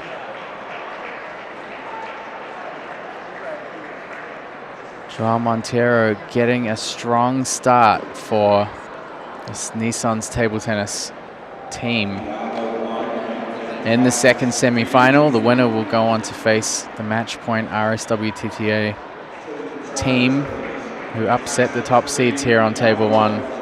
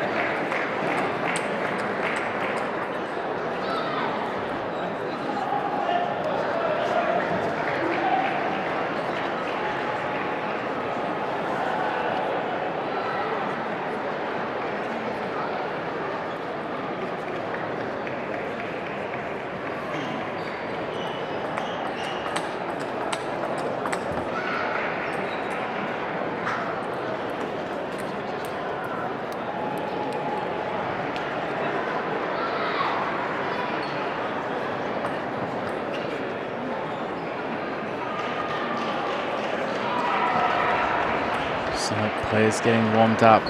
Joao Giraldo taking on Kaito Yamashita. Giraldo, probably one of the strongest players here in the competition. He's ranked as high as 35 in the world in November 2023. He was also part of that 2014 Portuguese team that won the European Championships. He followed up with a gold at the first ever European Games in 2015. Giraldo, left-handed player and arguably one of the most athletic table tennis players on the international circuit. He's had some outstanding wins in his career, including against Hugo Calderano in international competition. Yamashita we saw this morning in the quarterfinal stage get through his match with relative ease. So we'll see what he can do here against Geraldo.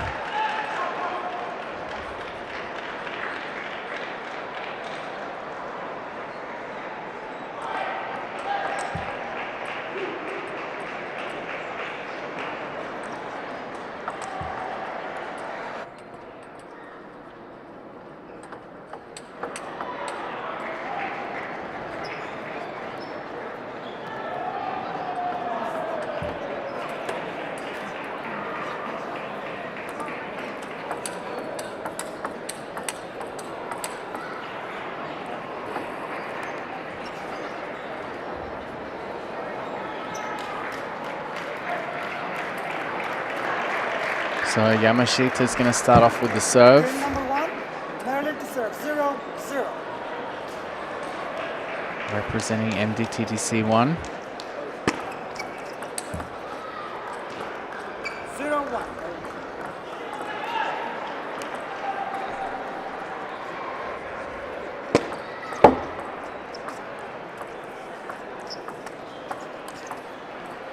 And a little finesse from Geraldo to get things started here. He's got a lot of really great inside-out forehand shots.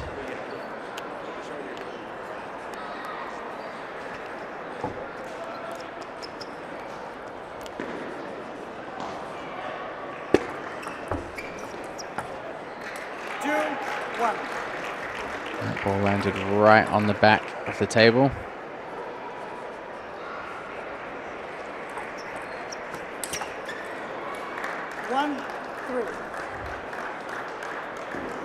We saw in this morning's quarterfinal when Yamashita played, he deals with that high serve return with a pretty lethal forehand game. Geraldo's going to be doing the same as well, so no room for loose serve receives on either side here.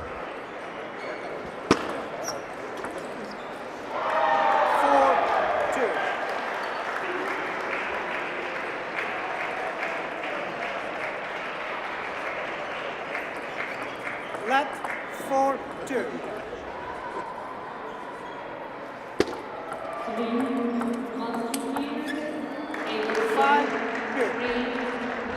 Kaito has to make sure that he takes time away from Geraldo.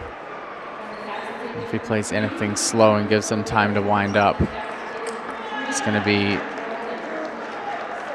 a bit of a death sentence.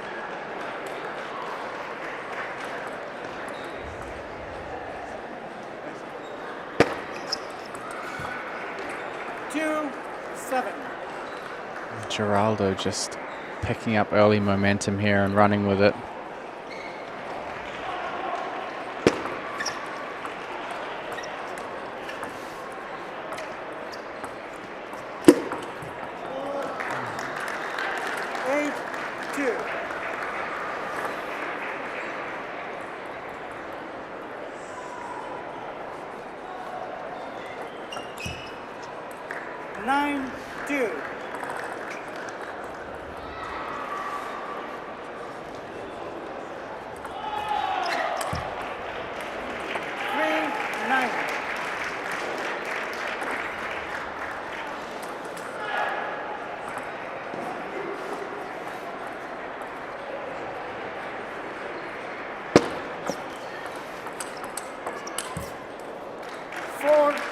Some good changes in placement from Kaito. He's got to try and combine some early timing, speed, placement changes. Really got to get the legs out from under Geraldo, because if he has his foundation in place, plays with a lot of power.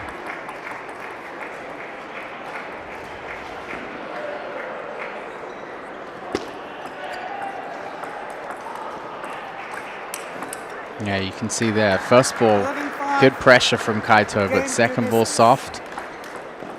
Gerardo deals with it.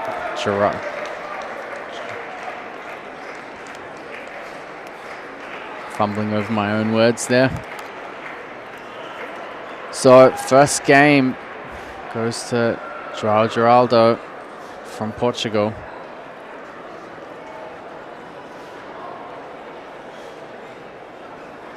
I think this Nissan's table tennis club is sharp but comfortable. They'll be feeling pretty confident they can get the job done here in the semi-final. If you missed the first semi-final, it's an upset from Match Point RSWTTA team over MLTT.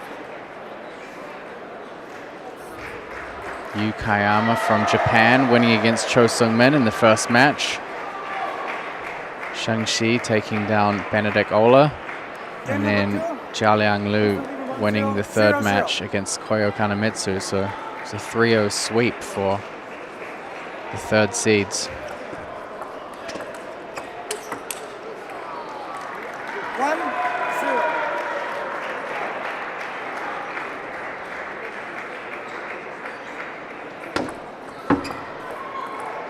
0-2.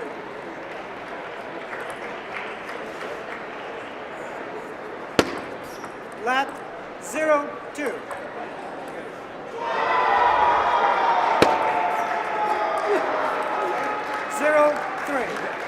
As I said, 226 teams here. There's a lot of action going on across the 136 tables here in the venue. As all of the divisions get closer to the respective finals. 3-2.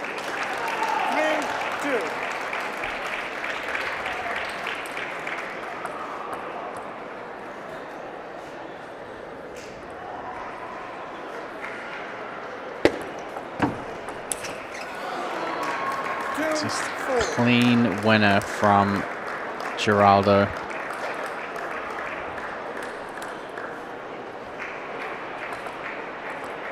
Almost guarantee shots like that are not going to come back. Well, the first one did, but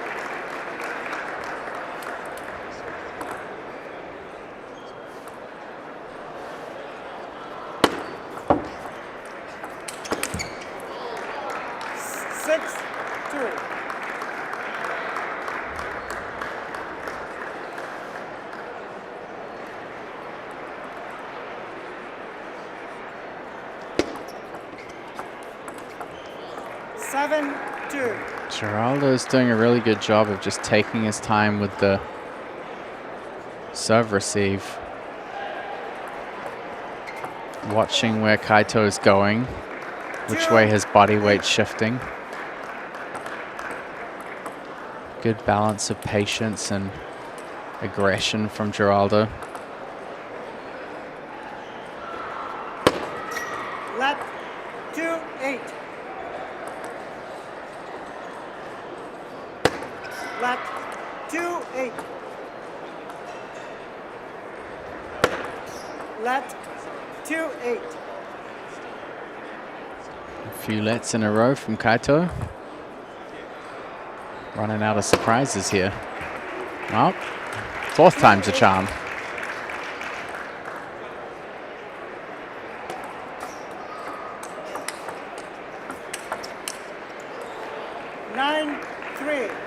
Plain sailing here for Geraldo in second game, much like the first.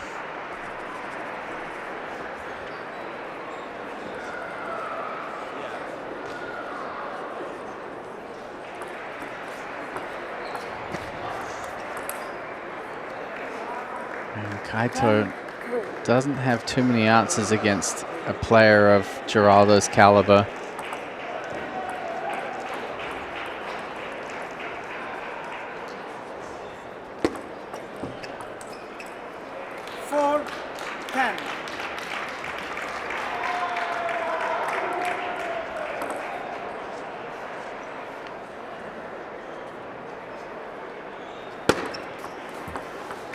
5-10.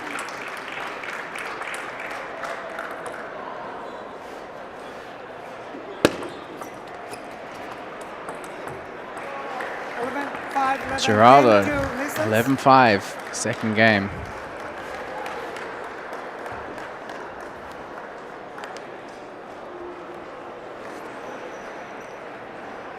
Smooth sailing for Nissan's Table Tennis Club as Geraldo takes a 2-0 lead.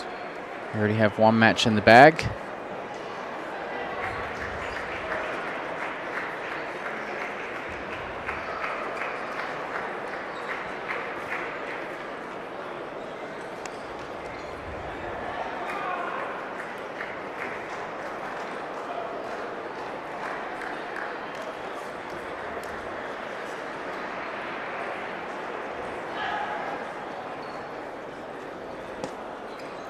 Game number 3, Nissan's leading 2-0. Maryland to serve, 0-0.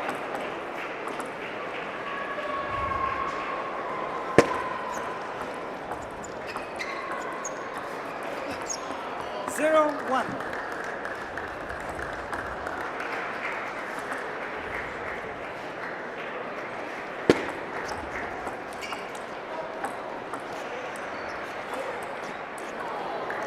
Two, 0.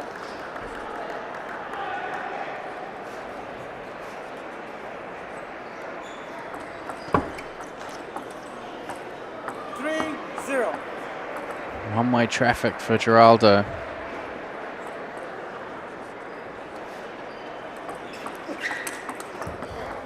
Zero, 4.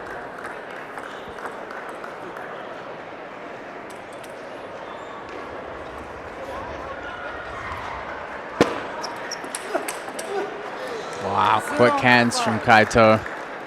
It's not enough. Had that look on his face as he turned around of, it's the best I can do.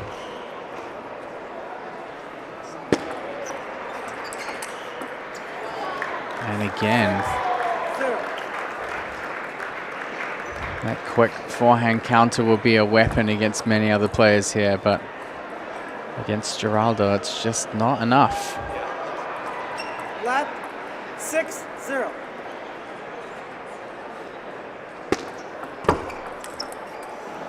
7-0.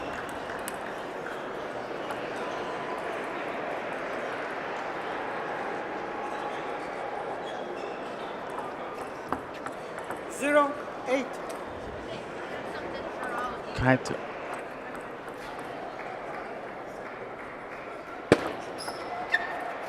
One, 8.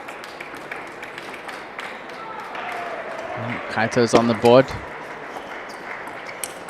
Oh man. 9-1. Nice thumbs up to the camera there from Kaito. That's all he can do.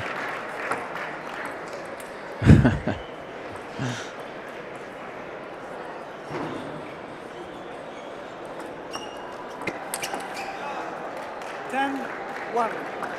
10-1 for Geraldo. It's just been a steamroll out here. And 11-1, 3-0. Nissan's Table Tennis Club. 2 matches down already. It's a best of 5 team tie semifinal. And NDTTC 1 are going to have another shot here with Krish Gandhi coming up against Hampus Nordberg in just a moment.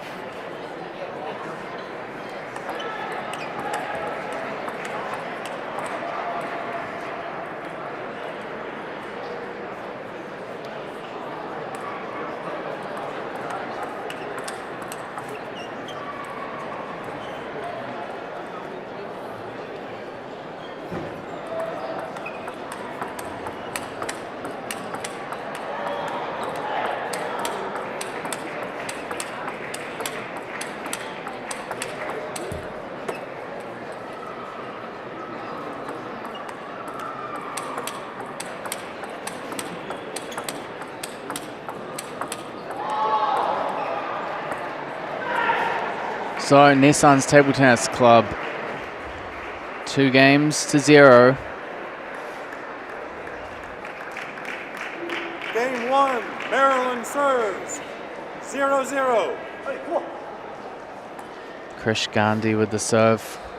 Left-hander, one of the top under-17 players in the US. Taking on Hampus Nordberg from Sweden.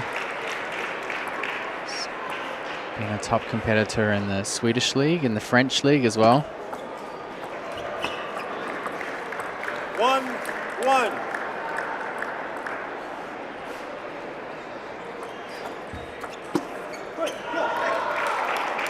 One, two.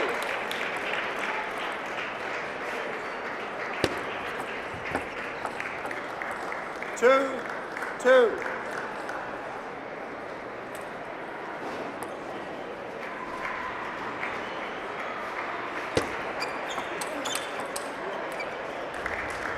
Two, three. Let's see what Gandhi can do against Nordberg.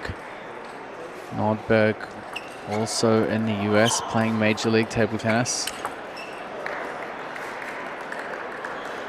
4-2.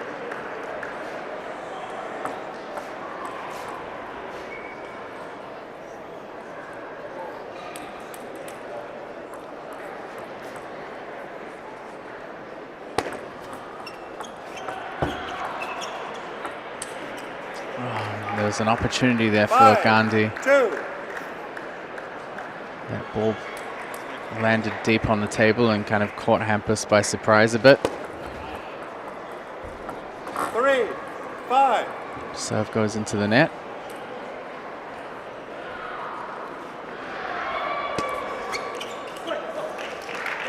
Four, five.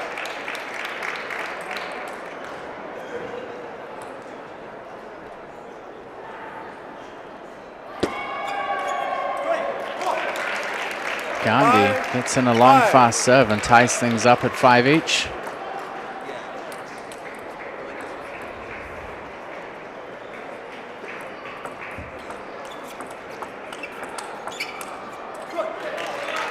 And takes the lead here, 6-5. 6.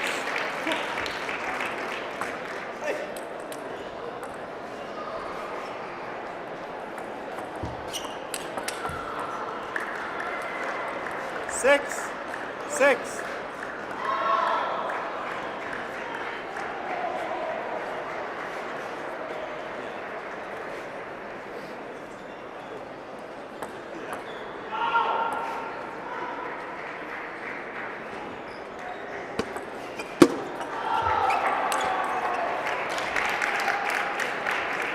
Seven, six.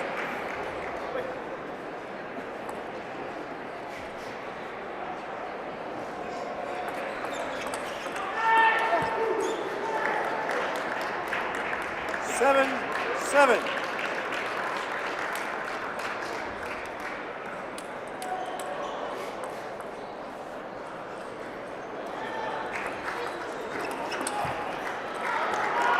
You can see Hampus just really steady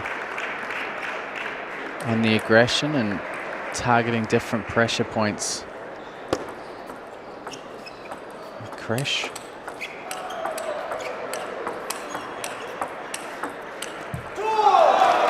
Gandhi gets the upper hand in this counter loop exchange.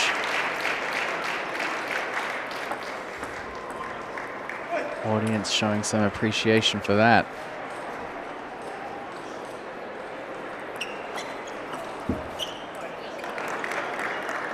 Eight, nine.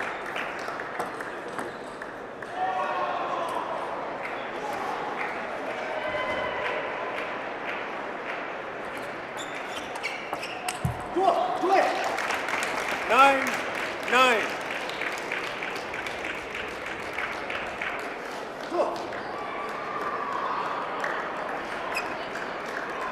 Gandhi has an opportunity here in the first game.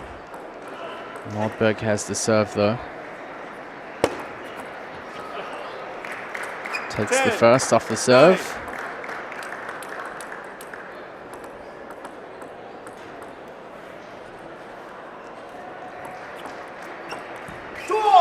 doesn't capitalize on the second. It's 10 each.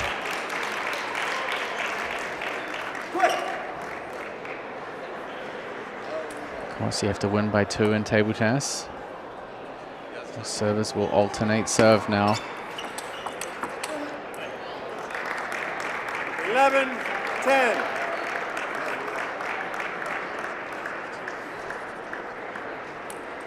Nordberg gets another shot at holding the serve on game point.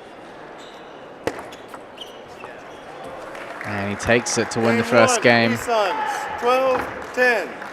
Nissan's Table Tennis Club move another game closer to booking their place in the final. They have 2 matches already won in this best-of-5 team tie. We'll see if they can win the third.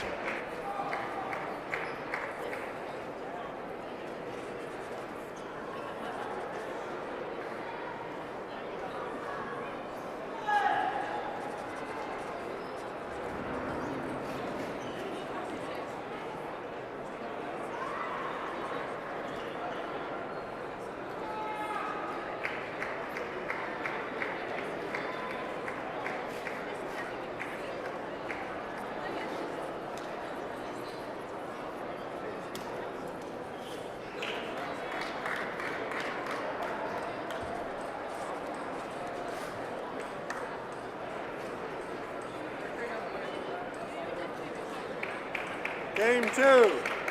Nissan serves. 0-0.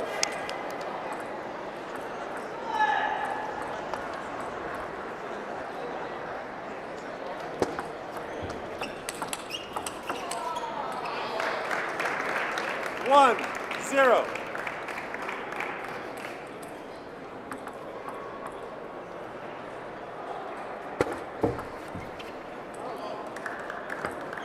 Zero, 2.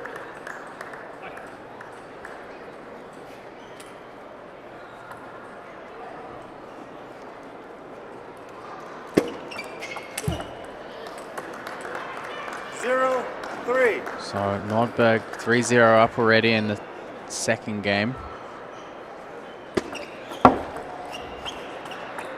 Some promising stuff from Gandhi in the first 4, game. 0. Had his chances at deuce. I think ultimately Nordberg's serve game is going to provide some difficulty for Gandhi, and you can see there 5, 0. can't control the receive well. Doesn't really have too much chance of breaking into a rally or dealing with Nordberg's first attack.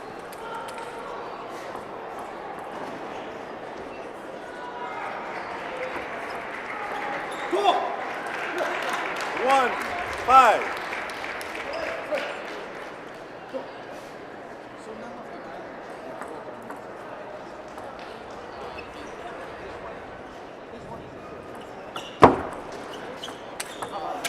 That is a 1, brutal 6. third ball attack from Hampus Nordberg.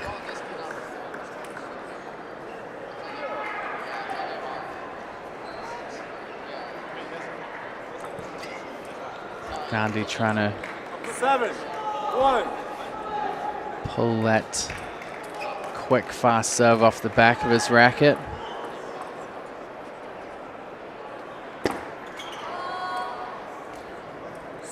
Nordberg 2. serves into the front edge of the table.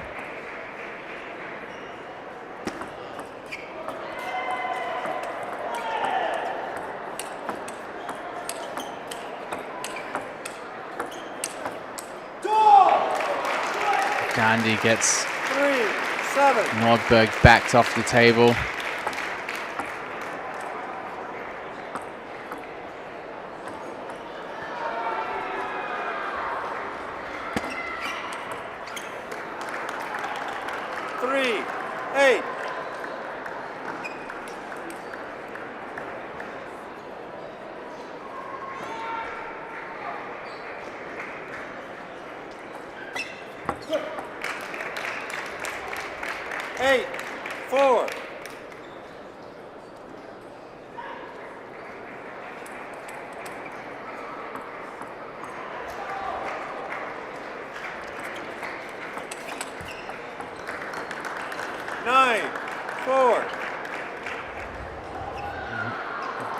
Definitely more one-sided second game than the first. I think Nordberg's really hit his stride here. 4-10. 6 game points for the Swede.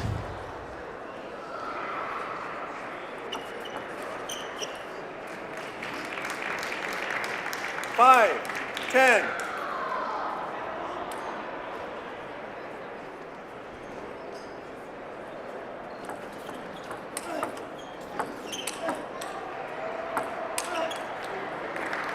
Nordberg takes game 2. Game 2, Nissan's 11-5. 1 game away now from reaching the final.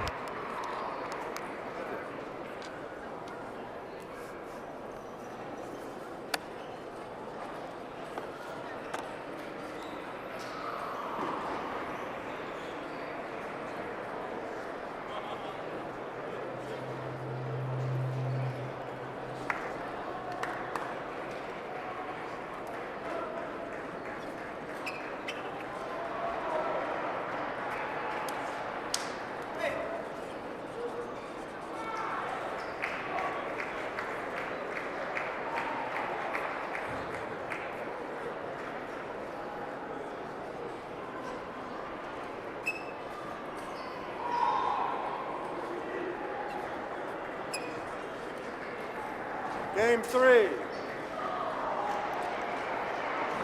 So far, this young MDTDC team haven't 0-0. managed to put any cracks in the armor of this second-seeded Nissan's Table Tennis Club team.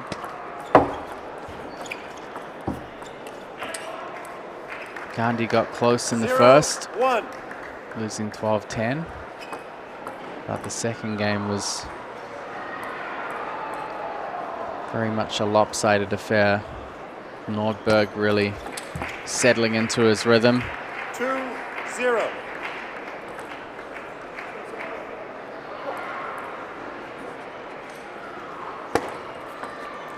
Let.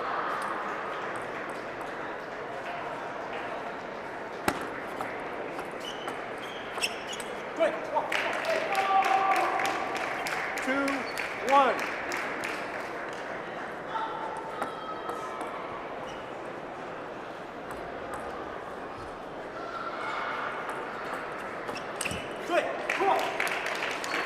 Gandhi gets things tied up here at 2-2.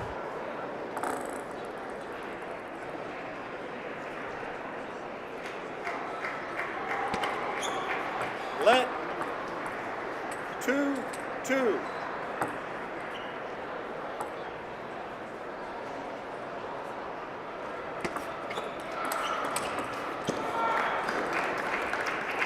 Two, 3.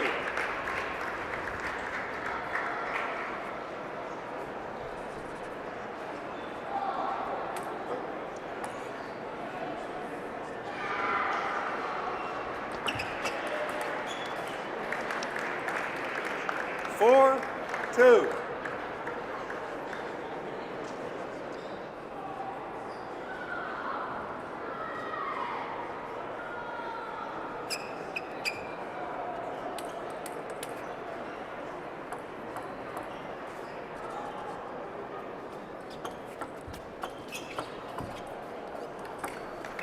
Five, 2.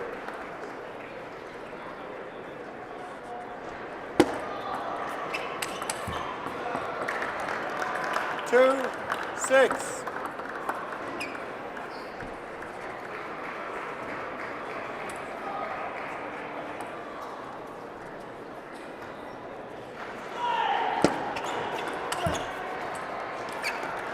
Two, 7. So Nordberg 7-2 in the lead here in the third game.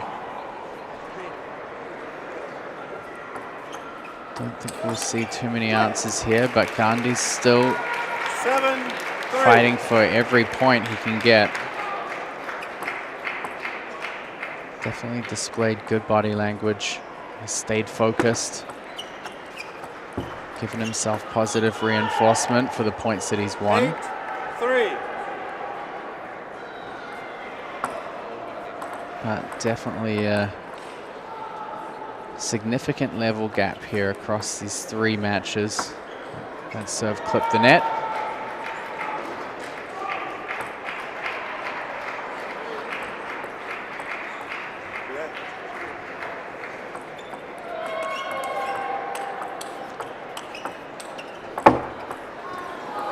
Oh, there's a lot of bounces on that drop shot. 3-9. Nordberg pretty satisfied with that.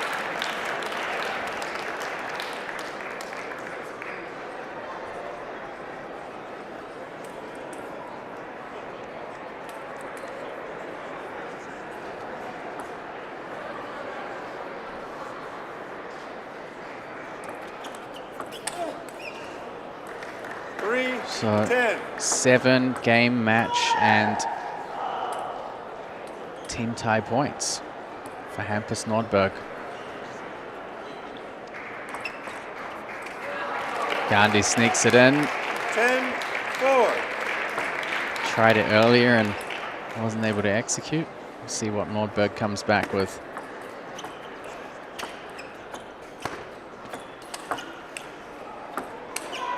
I was looking for an exhibition point, but he didn't get it. Nordberg 11-4, 3-0. 11-4. And it's 3 matches to 0. 3-0. Sweep for Nissan's Table Tennis Club to go into the final. We'll take a small break here and then reconvene for the team final, which will be between Nissan's Table Tennis Club and Match Point SWTTA in some moments here on Table 1.